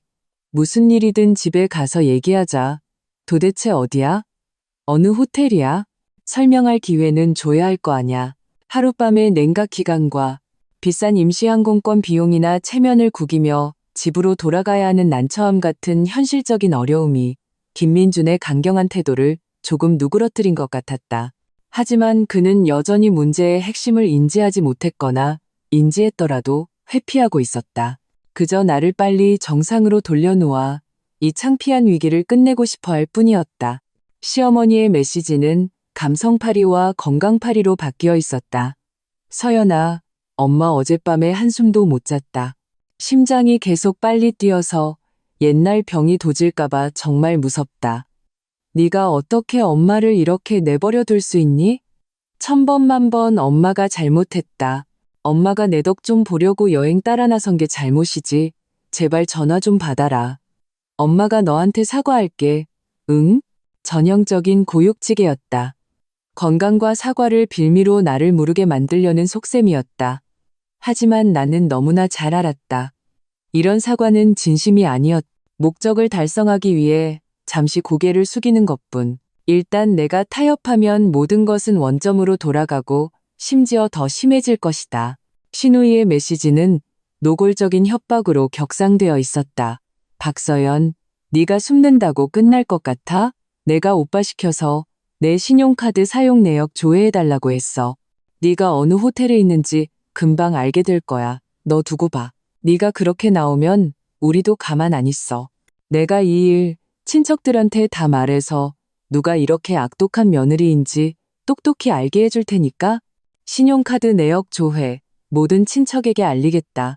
이 메시지를 보자 내 눈빛이 차가워졌다. 이것은 내가 미처 생각하지 못했던 허점이었다. 항공권 요금은 카드에 환불되었지만 호텔의 선결제와 소비 기록은 내 위치를 노출시킬 수 있었다. 친척들에게 알린다는 것은 그가 어떻게 사실을 왜곡하고 과장해서 설명할지 눈에 선했다. 이것이 바로 김유라의 방식이었다. 하지만 나는 당황하지 않았다. 알면 어쩔 건데? 설마 여기까지 날아와서 문을 막기라도 하겠다는 건가? 지금처럼 항공권이 구하기 어렵고 비싼 상황에서 그들 7명이 나를 쫓아오는 비용과 어려움은 만만치 않을 것이다. 게다가 설령 정말로 찾아온다 해도 잘못한 쪽은 그들이다. 내가 무서워할 게 뭐람. 차라리 얼굴 맞대고 시시비비를 가리면 그만이다. 오히려 김유라의 협박은 나를 더욱 단호하게 만들었다.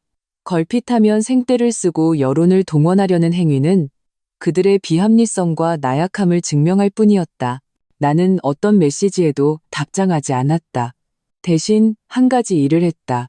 나는 모바일 뱅킹 앱에 로그인해서 여행 경비 결제에 사용한 주 신용카드를 임시 분실 신고하고 새 카드를 발급받아 내 회사 주소로 배송해달라고 신청했다. 이렇게 하면 김민준이 은행을 통해 최근 소비 기록을 조회하더라도 내 위치를 제주도로 특정할 수는 있겠지만 이후의 소비와 구체적인 호텔을 실시간으로 추적할 수는 없을 것이다. 이것으로 더 많은 시간을 벌 수 있었다. 그리고 나는 호텔 프런트 데스크에 전화를 걸었다.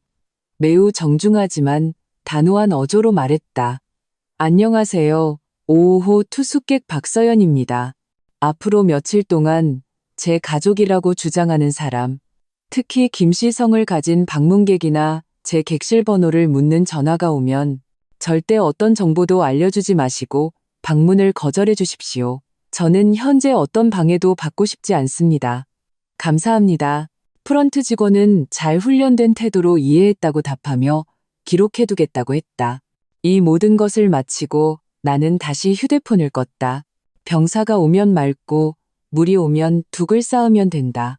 나는 그들이 찾아올 가능성에 대한 마음의 준비를 마쳤다. 하지만 그 전까지 나는 절대 이 끔찍한 일들이 나와 부모님의 여행을 망치게 두지 않을 것이다. 식탁으로 돌아오니 부모님은 이미 음식을 주문해 두셨다. 어머니가 나를 보며 조용히 물으셨다. 서연아, 방금 민준이 전화였니? 네가 잠시 나갔다 와서. 나는 웃으며 어머니께 새우 한 마리를 덜어드렸다. 말투는 편안하고 단호했다. 아니에요, 엄마. 회사 일이었는데 다 처리했어요. 우리 식사해요. 이 집의 명물이라는 화락게 좀 드셔보세요. 아주 신선하대요. 어머니는 나를 쳐다보셨다.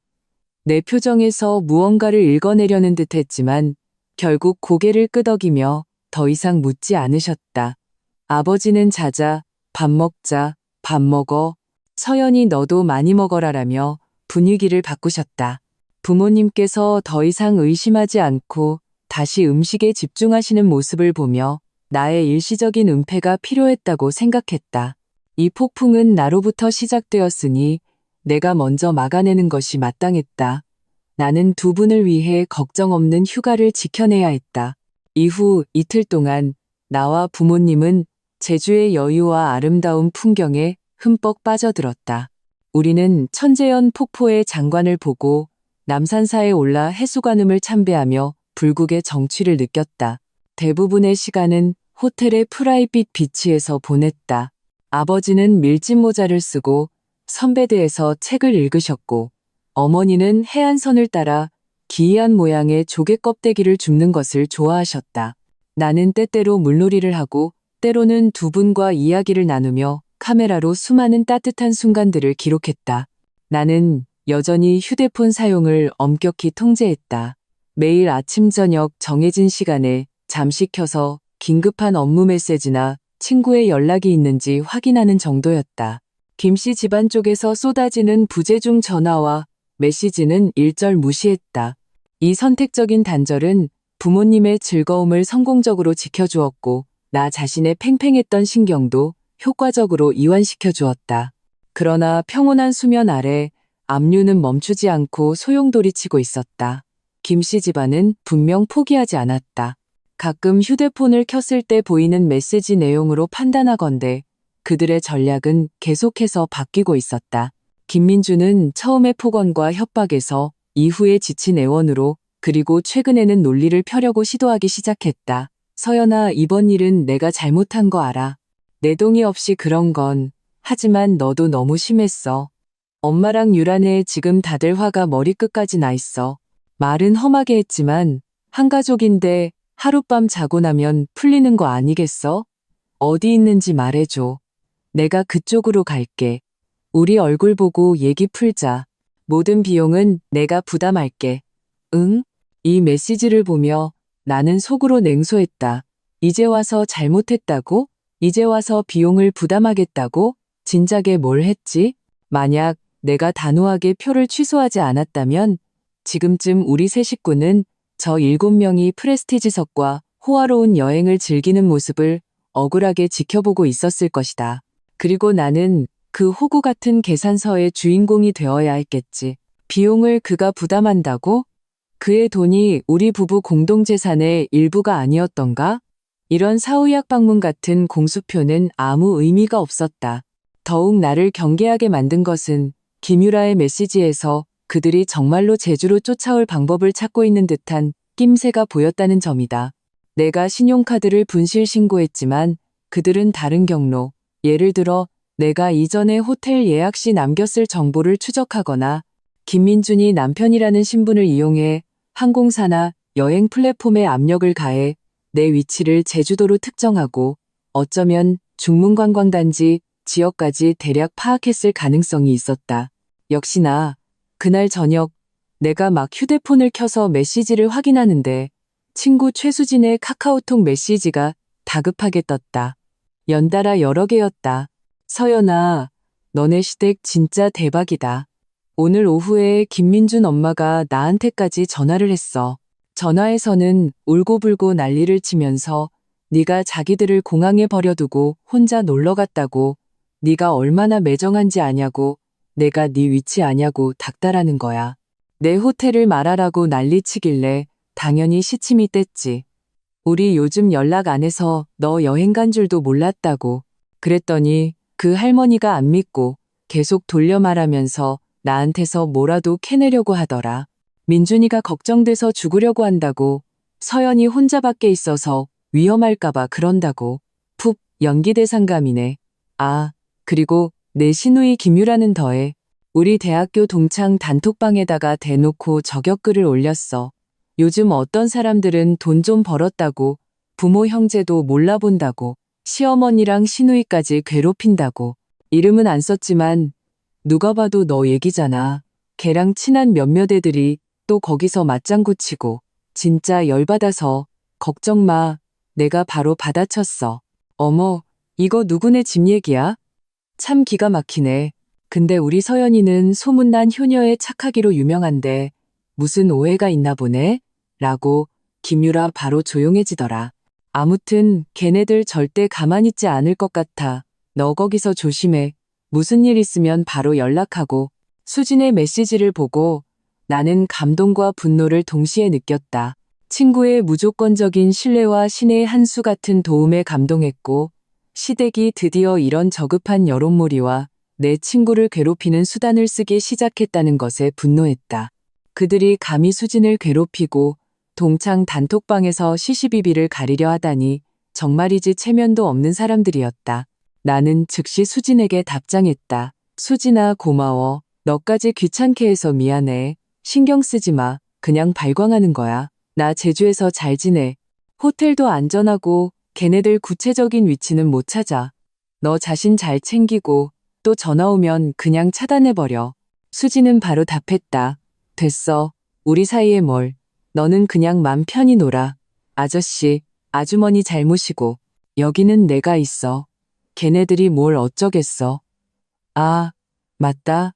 내가 혹시 걔네들이 다른 SNS에서 헛소리하는 거 있나 봐줄까? 나는 잠시 생각하다가 답했다. 아니, 일부러 신경 쓰지 마. 너 기분만 상해. 걔네들은 떠들라고 해. 떳떳한 사람은 흔들리지 않아. 돌아가서 이 빚은 내가 천천히 갚아줄 테니까. 수진과의 대화를 마치자 마음이 한결 든든해졌다. 이렇게 강력한 지원군이 있으니 나 혼자 싸우는 것이 아니라는 느낌이 들었다. 동시에 시댁의 이런 행동들은 그들의 본질을 더욱 명확하게 보여주었다. 선을 넘고 목적을 달성하기 위해 수단과 방법을 가리지 않는다는 것을. 나는 다시 한번 호텔 프런트 데스크의 공지 기록을 확인하여 나의 방해금지 상태가 유효한지 확인했다. 그리고 한 가지 결정을 내렸다.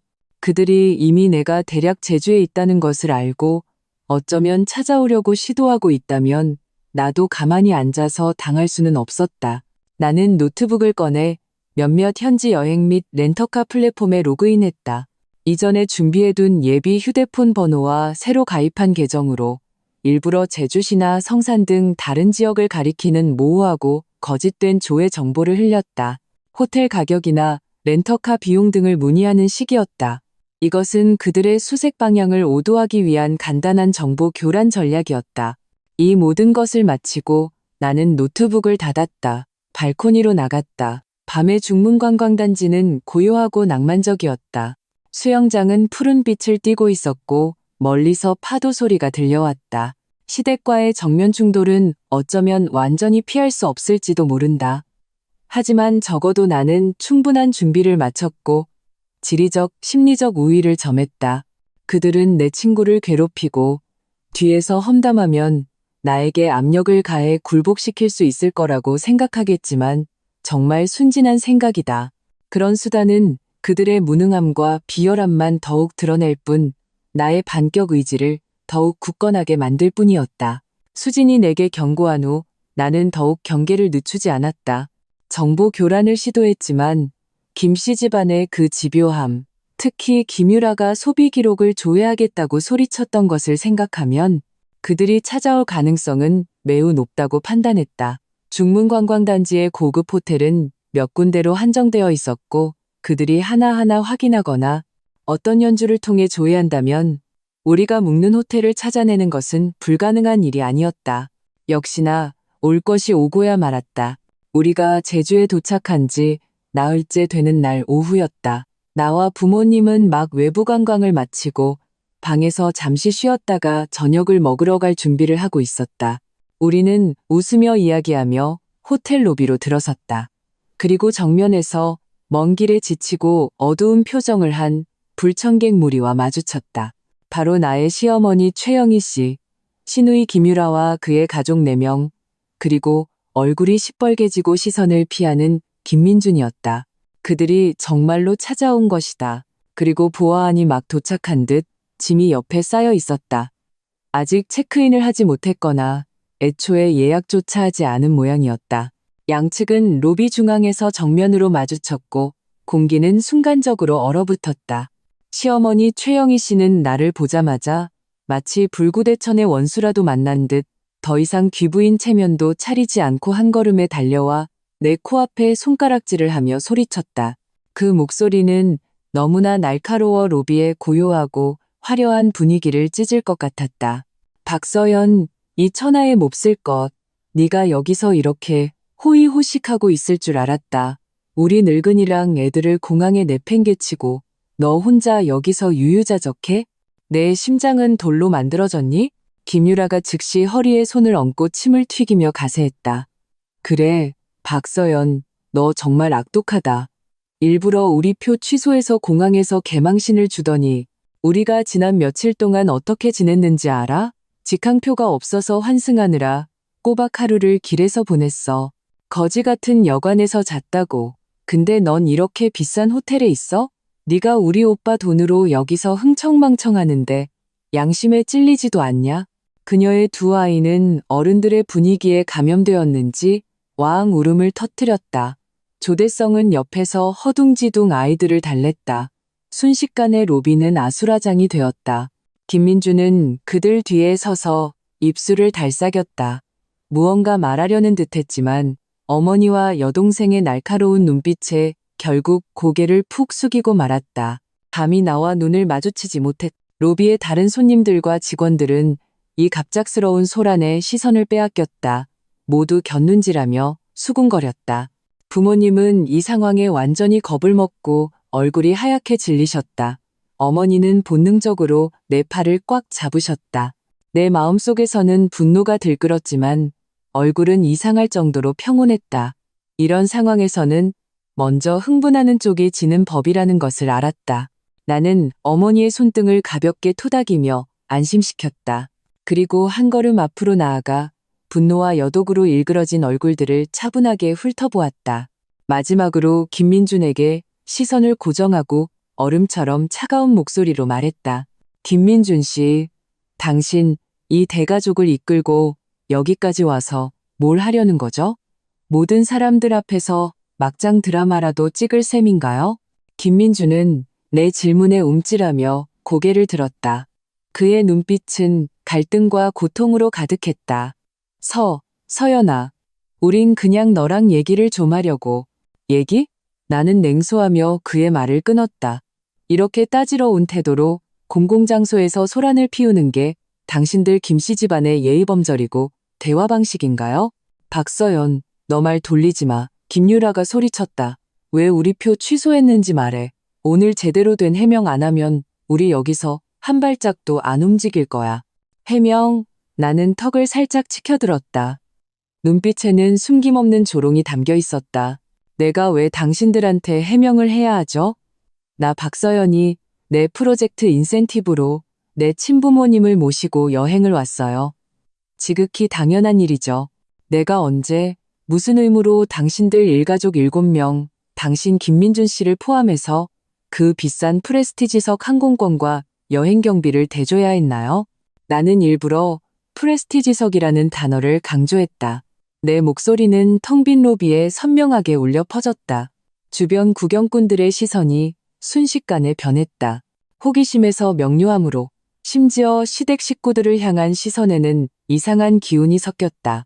아, 며느리 새언니 덕 좀 보려다 실패하니까 쫓아와서 행패 부리는 거구나. 시어머니 최영희 씨는 얼굴이 화끈거렸다. 격분하여 소리쳤다. 누가 내 돈 내달랬어. 우린 그냥 같이 여행 가려고 한 것뿐이야. 네가 허락했잖아. 제가 허락했다고요? 나는 세상에서 가장 큰 농담이라도 들은 듯했다. 시선을 김민준에게 돌렸다. 김민준 씨, 당신 어머니랑 여동생한테 말해봐요. 내가 그때 어떻게 허락했는지 명확하게 거절했나요? 아니면 기쁘게 당신들을 초대했나요? 김민준의 얼굴이 순식간에 잿빛으로 변했다. 입술을 떨며 한마디도 하지 못했다. 나는 계속해서 그를 압박했다. 목소리는 크지 않았지만 한마디 한마디가 심장을 찔렀다. 그리고 그 프레스티지석 7장. 제가 모르는 사이에 제 허락 없이 제 신용카드로 결제됐어요. 김민준 씨, 이 일에 대해서는 당신이 먼저 제게 해명해야 하는 거 아닌가요? 배우자의 동의 없이 멋대로 상대방의 재산을 도용하는 행위. 이게 무슨 행위인지 제가 굳이 알려드려야 하나요? 도용이라는 두 단어는 마치 두 번의 따귀처럼 김민준의 얼굴을 세차게 후려쳤다. 그의 뒤에 있던 가족들도 순간적으로 침묵했다. 김유라가 억지를 부렸다. 그건 우리 오빠가 낸 돈이야. 오빠가 가장인데 돈 좀 쓰면 어때서? 가장?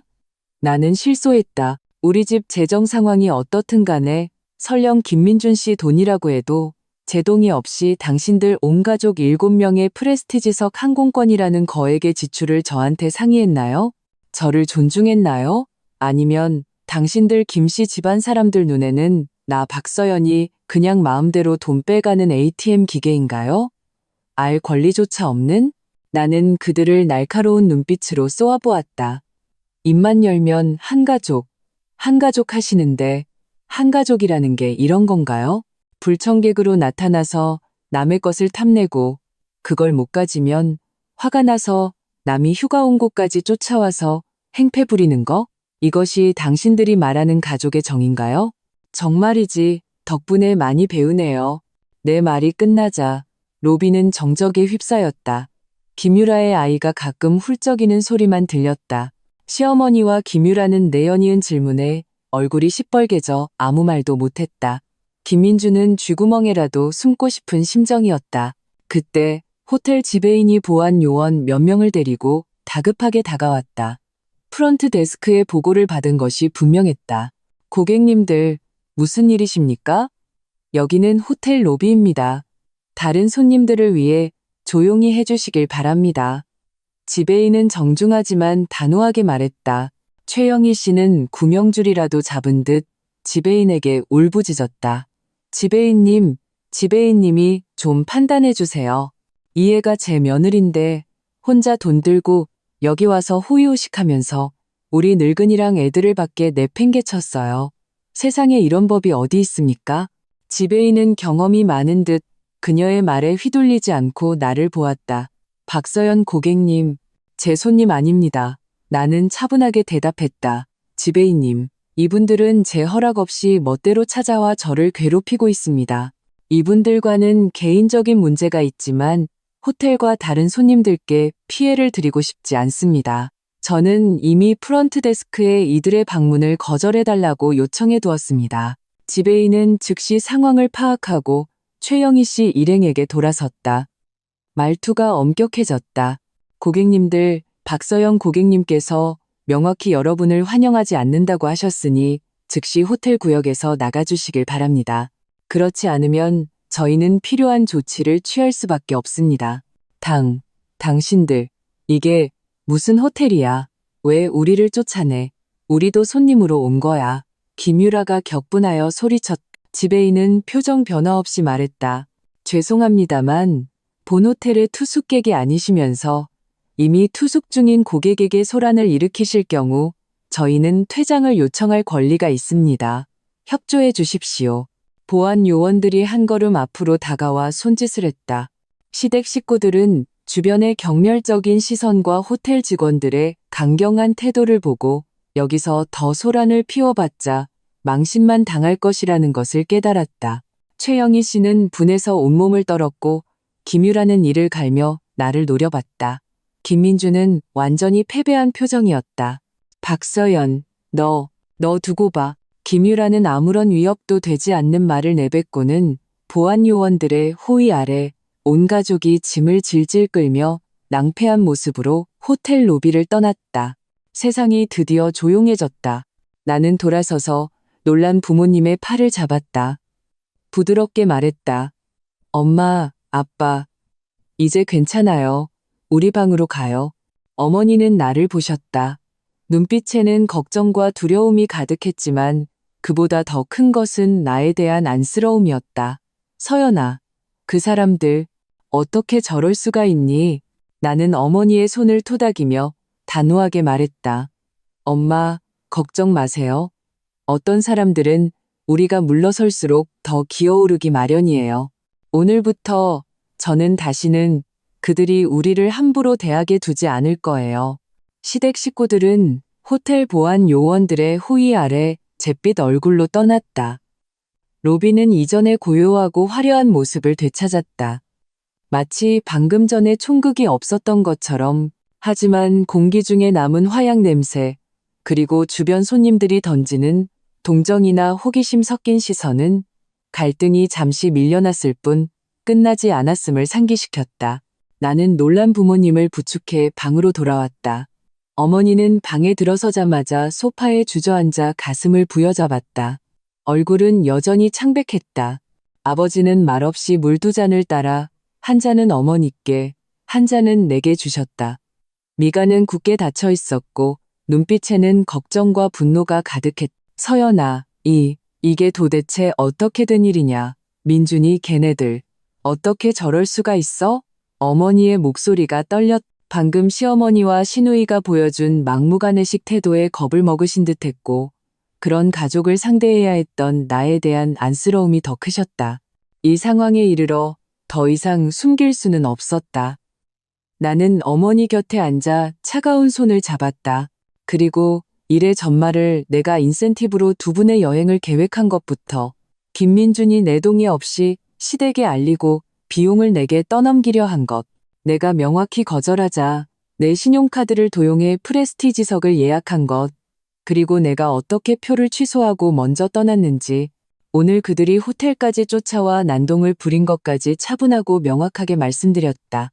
나는 과장하지 않고 사실만을 이야기했지만 한마디 한마디가 무거운 무게를 담고 있었다. 부모님은 듣고 나서 한참 동안 말이 없으셨다. 어머니의 눈에서 소리 없이 눈물이 흘러내렸다. 두려움이 아니라 안쓰러움과 분노 때문이었다. 아버지는 탁자를 콱 내리치셨다. 분노로 온몸을 떠셨다. 망할 놈, 김민준 그 망할 자식, 걔 눈에는 너라는 아내가 우리 늙은 부부가 있기는 한 거냐. 그 김씨 집안, 우리 박씨 집안을 뭘로 보는 거야. 만만한 호구로 아나. 여보, 진정해요. 그러다 몸 상하겠어요. 어머니는 아버지를 급히 말리셨지만 본인의 목소리도 떨리고 있었다. 내 불쌍한 서연이 이렇게 큰 억울함을 겪고 있었는데 왜 엄마 아빠한테 말 한마디 안 했어? 나는 어머니의 눈물을 닦아드리며 애써 밝은 목소리를 냈다. 엄마, 아빠, 저 괜찮아요. 보세요. 제가 잘 처리했잖아요. 그 사람들한테 한 푼도 뜯기지 않았어요. 미리 말씀 안 드린 건 두 분 기분 망칠까봐 그랬어요. 이번에 두 분 모시고 온 건 즐기기 위해서잖아요.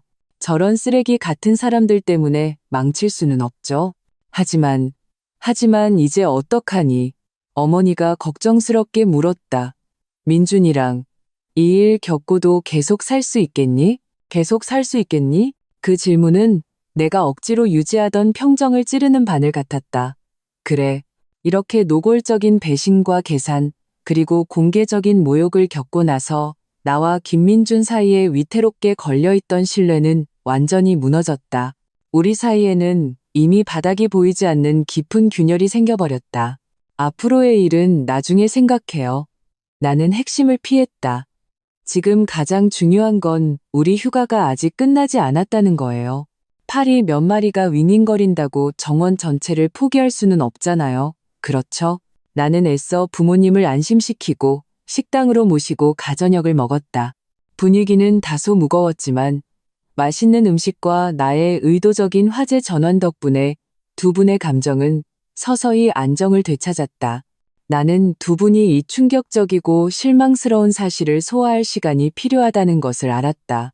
부모님을 방에 모셔다 드린 후 나는 홀로 내 방으로 돌아왔다.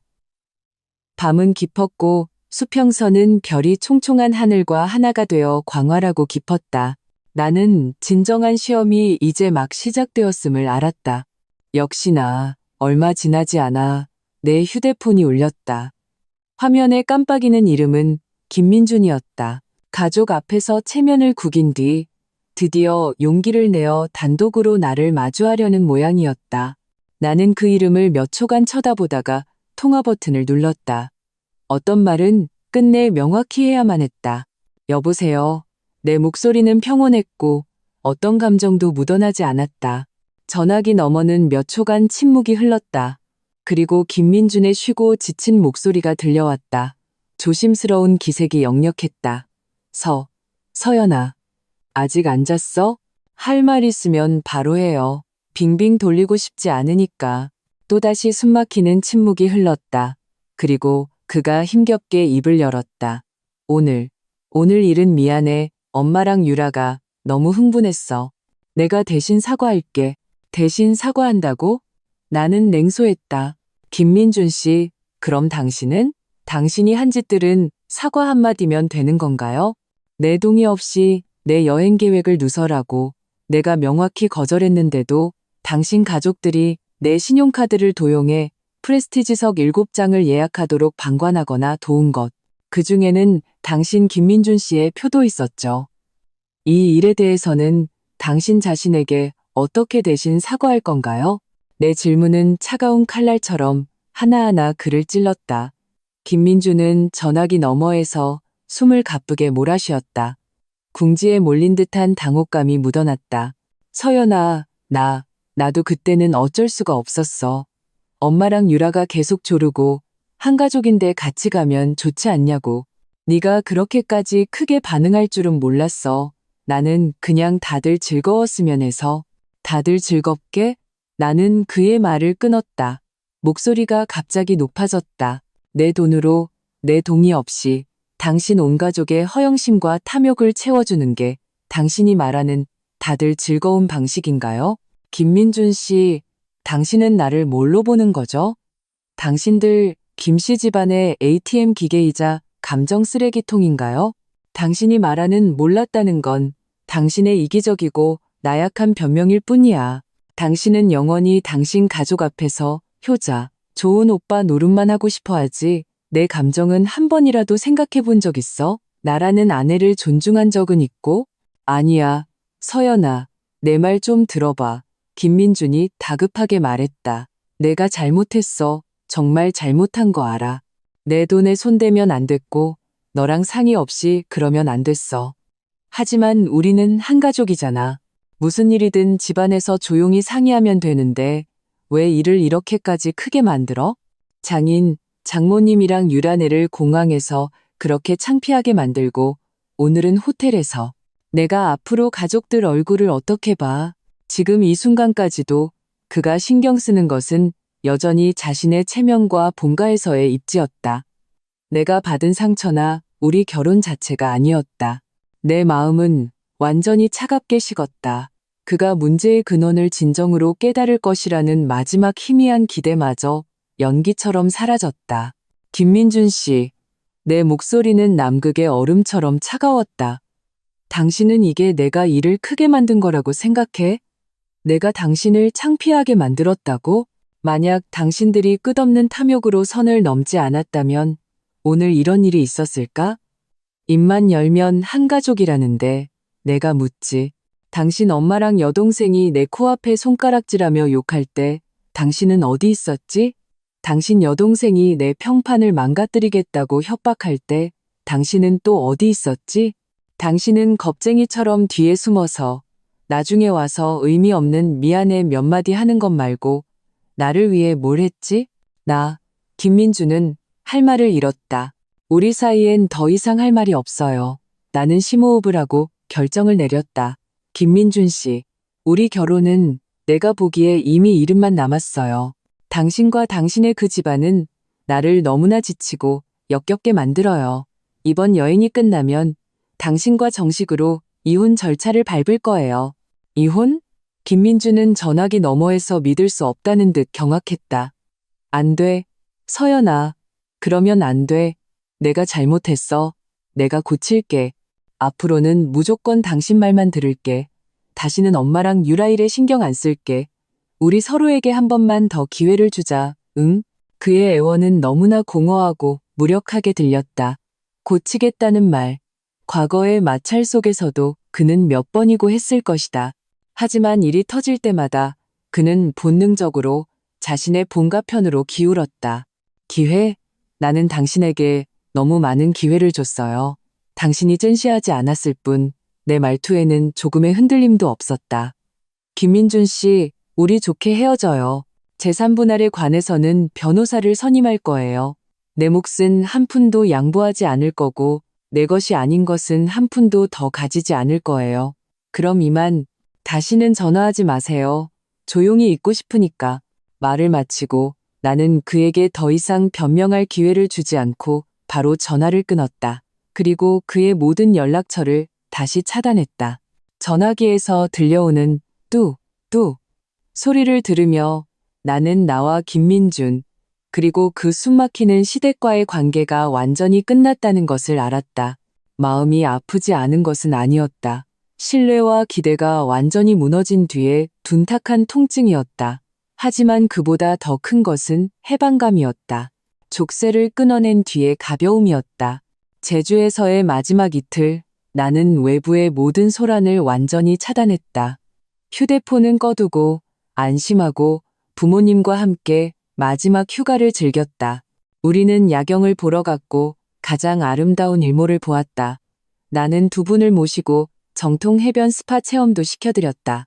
부모님은 처음에 무거운 마음에서 벗어나 점차 아름다운 풍경과 나의 편안한 모습에 감화되어 다시 미소를 되찾으셨다. 돌아가면 힘든 싸움을 해야 한다는 것을 알았지만 이 순간 부모님의 편안한 옆모습을 보며 모든 것이 가치 있다고 느꼈다.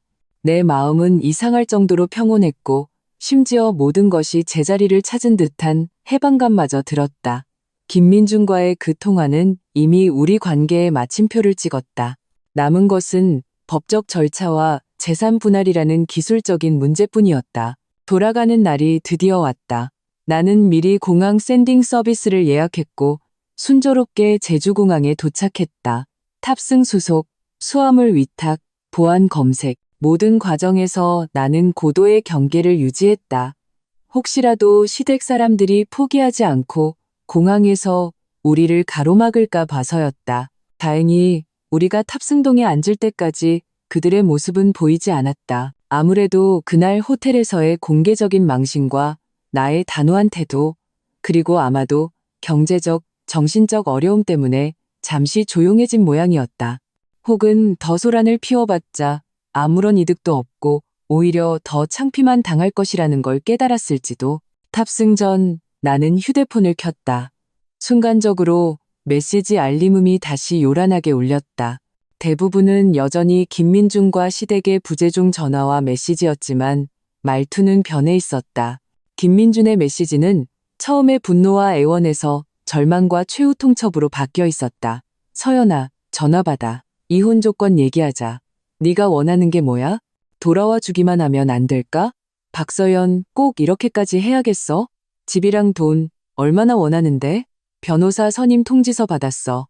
네가 정말 변호사를 선임했구나. 좋아, 아주 좋아. 그럼 법정에서 보자. 내가 변호사를 통해 보낸 통지서가 그에게 도착한 모양이었다. 이것은 나의 결심을 더욱 확실히 증명했고 그의 마지막 환상을 완전히 깨뜨렸다. 시어머니 최영희 씨의 메시지는 원망과 저주로 가득했다. 악독한 여자는 천벌 받을 거다. 탐욕스러운 년은 벌 받을 거다. 같은 내용들이었다.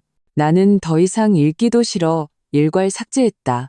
오히려 친구 수진이 보내준 몇 개의 메시지가 눈에 띄었다. 김유라가 역시나 친척 단톡방에서 온갖 험담을 하고 다녔지만 의외로 호응하는 사람이 거의 없었다고 한다.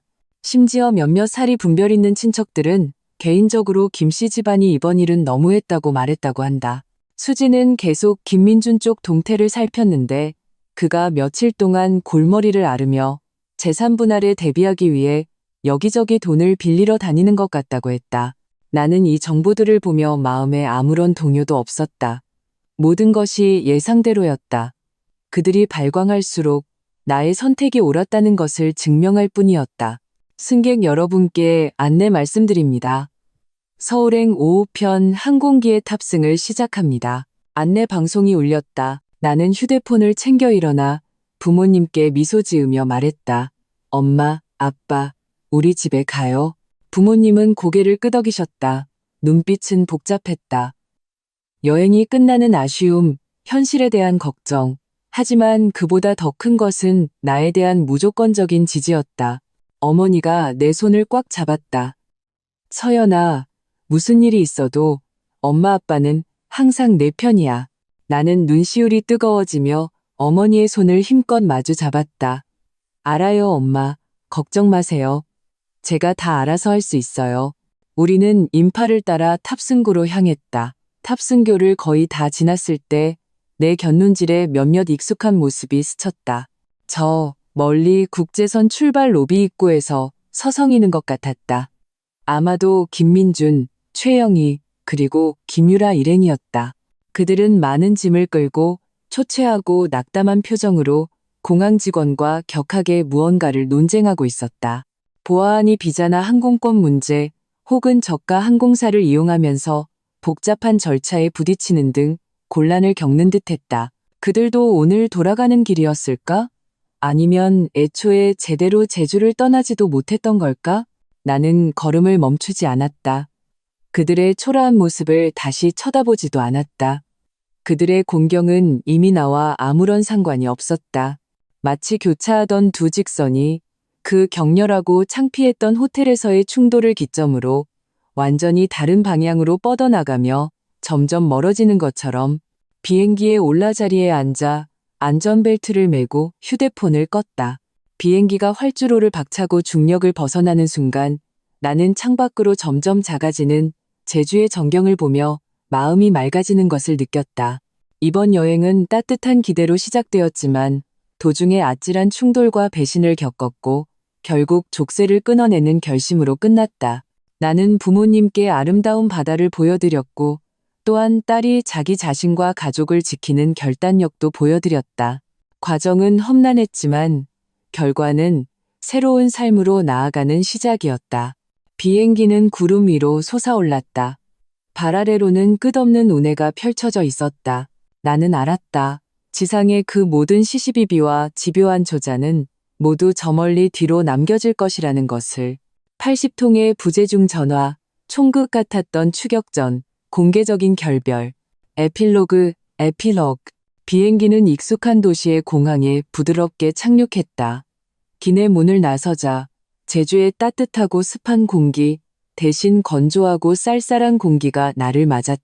마치 그 황당했던 총극을 천리밖에 격리시켜 놓은 듯했다. 수화물을 찾고 택시를 타고 집으로 가는 길. 부모님은 내내 말이 없으셨다. 그저 내 곁에 바싹 붙어 소리 없이 지지를 보내주셨다. 택시는 나와 김민준의 신혼집 아파트 단지 앞에 멈췄다. 익숙한 현관문을 보며 나는 만감이 교차했다. 이곳은 결혼 생활에 대한 꿈으로 가득했던 시작점이었지만 이제는 이 관계의 종착역이 되어야 했다. 서연아, 우선 엄마 아빠 집에 가서 며칠 지내는 게 어떠니? 어머니가 걱정스럽게 제안하셨다. 나는 고개를 저었다. 말투는 단호했다. 아니요, 엄마. 거기도 제 집이에요. 마주해야 할 건 마주해야죠. 그리고 정리할 물건들도 좀 있고요. 나는 김민준이 지금 집에 없을 확률이 높다는 것을 알았다. 친구 수진의 정보와 내가 아는 그의 성격상 그는 시댁이 남긴 뒤처리를 하느라 동분서주하거나 술로 슬픔을 달래거나 나와 어떻게 협상할지 궁리하고 있을 것이다. 오히려 잘 됐다. 나는 생각과 물건들을 정리할 조용한 환경이 필요했다. 부모님을 택시에 태워 보내드리고 매일 연락하며 안부를 전하겠다고 몇 번이고 약속한 뒤 나는 캐리어를 끌고 심호흡을 한 번 하고 아파트로 들어갔다. 열쇠로 문을 열자 퀴퀴하고 희미한 술 담배 냄새가 코를 찔렀다. 거실은 어지러웠다. 배달 음식 용기가 탁자 위에 쌓여 있었고 재떨이는 담배꽁초로 가득했다. 내가 떠나기 전에 깔끔하고 따뜻했던 모습과는 완전히 달랐다. 이 풍경은 지난 며칠간 이 집 주인의 타락과 혼란을 소리 없이 말해주고 있었다. 내 마음에는 큰 파문이 일지 않았다. 그저 모든 것이 변해버린 듯한 서글픔만 느껴졌다. 나는 짐을 내려놓고 청소를 시작하는 대신 곧장 서재로 들어가 컴퓨터를 켰다. 이제 완전히 정리할 시간이었다. 나는 먼저 통신사 홈페이지에 접속해 새로운 휴대폰 번호를 신청했다. 기존 번호는 중요한 정보를 받기 위해 잠시 유지하되 새 번호로 착신 전환을 설정하고 김씨 집안 관련 모든 전화를 차단했다. 동시에 모든 중요한 소셜미디어, 은행 계좌, 이메일 비밀번호를 전부 바꾸고 김민준이 알거나 권한을 가질 수 있는 모든 연동, 인증, 간편 결제 기능을 해제했다. 그리고 나는 집안의 물건들을 정리하기 시작했다. 내 옷, 책, 업무 자료, 각종 자격증, 그리고 내가 개인적으로 구매하고 내 추억이 담긴 모든 물건들을 하나하나 분류하고 포장할 준비를 했다. 부부 공동재산에 해당하는 아파트 등기부 등본, 차량 등록증, 투자 서류 등은 꼼꼼하게 사진을 찍어 보관하고 중요한 원본은 챙겼다. 이것들은 모두 앞으로의 이혼 소송에서 명확히 해야 할 중요한 증거가 될 것이다. 이런 일들을 하는 동안 내 마음은 이상할 정도로 평온했다. 마치 나와 상관없는 일을 처리하는 것 같았다. 이 집이 담고 있던 따뜻함과 기대는 이미 그 프레스티지석 7장과 80통의 부재중 전화의 광란 속에서 사라져버린 지 오래였다. 정리하는 틈틈이 나는 옛 휴대폰을 켜보았다. 새 번호는 부모님과 친구 수진 등 극소수에게만 알려줬다. 역시나 김민준과 시댁의 메시지가 또 쌓여 있었다. 김민준의 메시지는 점점 더 초조하고 절망적으로 변해가며 심지어 앞뒤가 맞지 않는 비난과 협박도 보였다. 시어머니와 시누이의 메시지는 원망과 저주로 가득했지만 이미 기세가 꺾인 듯한 피로감이 묻어났다. 나는 수진이 전달해준 어떤 먼 친척의 메시지 캡처를 보았다. 메시지에는 최영희 씨와 김유라 가족이 비자나 항공권 문제 정확한 이유는 불명로 제주를 제때 떠나지 못하고 그곳에 발이 묶여 상당한 곤경에 처했다는 내용이 희미하게 언급되어 있었다. 숙박비와 항공권 변경 수수료 문제로 김민준에게 또 큰돈을 요구해서 그의 빠듯한 경제 상황을 더욱 악화시켰다고 한다. 이 소식을 보고 내 마음에는 어떤 동정심도 잃지 않았다.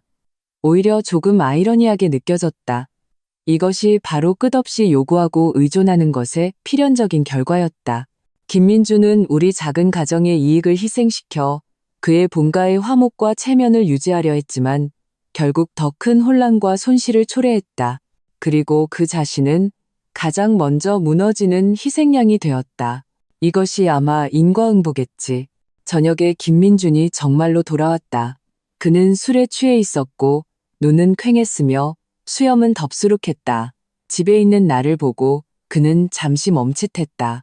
이내 그의 눈에 분노, 애원, 그리고 깊은 피로가 뒤섞인 복잡한 빛이 떠올랐다. 돌아올 줄은 아네. 그의 목소리는 쉬어 있었다. 내 물건 가지러 왔어요. 나는 그를 평온하게 바라보며 거실에 포장해둔 상자 몇 개를 가리켰다. 그리고 이건 제 변호사 연락처예요. 이혼과 재산 분할에 관한 모든 사항은 제 변호사와 직접 상의해 주세요. 저는 당신과 더 이상 개인적인 대화를 할 생각도 필요도 없어요. 나는 변호사 연락처가 적힌 명함을 탁자 위에 놓았다. 김민주는 그 명함을 보고 마치 뜨거운 것에 댄 것처럼 한 걸음 뒤로 물러섰다. 격앙된 목소리로 소리쳤다. 박서연, 꼭 이렇게까지 해야겠어? 우리 사이에 남은 게 돈이랑 소송밖에 없어? 나한테 한 번만 더 기회를 줄 수는 없는 거야? 기회? 나는 그를 차갑고 명확한 눈빛으로 바라봤다. 김민준 씨, 나는 당신에게 너무 많은 기회를 줬어요. 당신 스스로가 몇 번이고 당신의 본가를 선택했고 기만과 배신을 선택했어요. 당신 손으로 우리 결혼을 벼랑 끝으로 밀어넣은 거예요. 당신이 내 동의 없이 나를 당신들 김씨 집안에 ATM 기계 취급하며 당신 온 가족의 프레스티지석 7장을 예약했던 그 순간부터 우리 사이는 이미 끝났어요. 그건 실수였어. 내가 잘못했다고 인정하잖아. 내가 고칠게. 그는 내 손을 잡으려 했지만 나는 몸을 피했다. 너무 늦었어요. 나는 고개를 저었다. 신뢰는 거울 같아서 깨지면 그걸로 끝이에요. 아무리 좋은 접착제로 붙여도 균열은 영원히 남아요. 김민준 씨, 우리 좋게 헤어져요. 서로에게 마지막 체면은 지켜주자고요. 말을 마치고 나는 그의 고통스럽고 일그러진 표정을 더 이상 보지 않았다. 내 개인 가방과 서류와 증거가 담긴 가장 중요한 상자를 들고 단호하게 문으로 향했다. 서연아, 가지마. 그가 뒤에서 울부짖었다. 나는 돌아보지 않고 문을 열고 나가 부드럽게 닫았다. 실패, 배신, 그리고 억압의 기운으로 가득했던 그 공간을 완전히 등 뒤로 남겼다. 복도의 센서 등이 탁 하고 켜졌다. 나는 서늘한 공기를 깊이 들이마셨다. 가슴을 오랫동안 짓누르던 큰 돌덩이가 드디어 치워진 기분이었다. 아파트 단지를 나오자 수진의 차가 길가에서 기다리고 있었다. 그녀는 창문을 내리고 나에게 따뜻하고 지지하는 미소를 보여주었다. 가자, 친구. 방 다 치워놨어. 우선 우리 집에서 좀 지내. 우리 다시 시작하는 거야. 나는 차에 타며 그녀에게 미소 지었다. 고마워, 수진아. 근데 너무 오래 신세지지는 않을 거야. 나 벌써 집 알아보고 있어? 최대한 빨리 우리 부모님 댁이랑 회사 근처로 작은 집 하나 구할 거야. 그래, 네가 어떤 결정을 하든 나는 항상 널 지지해. 수진이 차에 시동을 걸었다. 아, 그리고 좋은 소식 하나 알려줄게. 네가 계속 맡았던 그 대형 프로젝트, 갑자기 쪽에서 피드백이 엄청 좋대. 오늘 사장님이 단톡방에서 너 콕 집어서 칭찬했어. 돌아오면 큰 보너스 주실 거라고. 나는 창밖으로 화려하게 빛나는 도시의 야경을 보며 미래에 대한 기대로 가슴이 벅차올랐다. 일, 가족, 우정, 내 삶을 진정으로 지탱해주는 것들은 모두 견고하고 따뜻했다. 엉망인 결혼 생활을 잃은 것은 제때 손절한 것일 뿐, 진정으로 가치 있는 사람과 일을 위해 공간을 마련한 것일 뿐이었다. 한 달 후, 나는 부모님 댁과 회사에서 모두 가까운 아담한 오피스텔을 순조롭게 구했다. 이혼 협의는 변호사의 개입 아래 어렵게 진행되었다. 김민준과 그의 가족이 재산 분할에서 억지를 부리려 했지만 명확한 증거와 법 앞에서는 그들의 비합리적인 때가 무력했다. 나는 내 몫을 모두 되찾았다. 그 프로젝트 인센티브의 대부분과 내 혼전 재산에 대한 권리를 포함해서 새 집으로 이사하는 날 부모님과 수진이 모두 와서 집들이를 해주었다. 어머니는 손수 맛있는 음식을 한 상 차려주셨고 아버지는 기분 좋게 술을 한잔하셨다. 수지는 나에게 활짝 핀 해바라기 꽃다발을 선물했다. 창밖의 햇살이 좋았다. 나의 새로운 삶은 이 해바라기처럼 햇빛을 향해 생기 넘치게 시작되고 있었다. 김씨 집안 쪽은 나중에 듣기로 김민준이 경제적, 정신적 압박으로 인해 직장 생활에도 영향을 받았다고 한다. 시어머니 최영희 씨는 여전히 여기저기 내 험담을 하고 다녔지만 듣는 사람 대부분은 그냥 웃어넘겼다. 그들의 삶은 여전히 서로를 원망하고 서로에게 요구하는 진흙탕 속에 갇혀 있었다. 그 80통의 부재중 전화 뒤에 숨겨진 광기와 추함은 결국 그들 자신을 되돌아보는 인과응보의 순환이 되었다. 그리고 나 박서연은 이 결혼이라는 시련을 겪고 나서 내가 무엇을 원하고 원하지 않는지를 더욱 명확하게 알게 되었다. 나는 열심히 일하고 마음을 다해 살아가며 부모님을 모시고 좋은 친구들을 소중히 여겼다. 나는 여전히 사랑을 믿지만 그보다 더 언제든 돌아설 수 있는 용기와 기반을 가져야 한다는 것을 믿게 되었다. 부모님을 모시고 제주도로 도망쳤던 그 경험, 그리고 이어진 단호한 단절과 새로운 시작은 내 인생에서 대가는 컸지만 의미는 깊었던 수업이 되었다. 그것은 나에게 선량함에는 날카로움이 있어야 하고 헌신에는 가치를 따져야 하며 그리고 최소한에서는 어떤 상황에서도 짓밟려서는 안 되는 존엄의 요새라는 것을 깨닫게 해주었다. 나의 이야기는 어쩌면 현실 속 결혼의 한 단면에 불과할지도 모른다.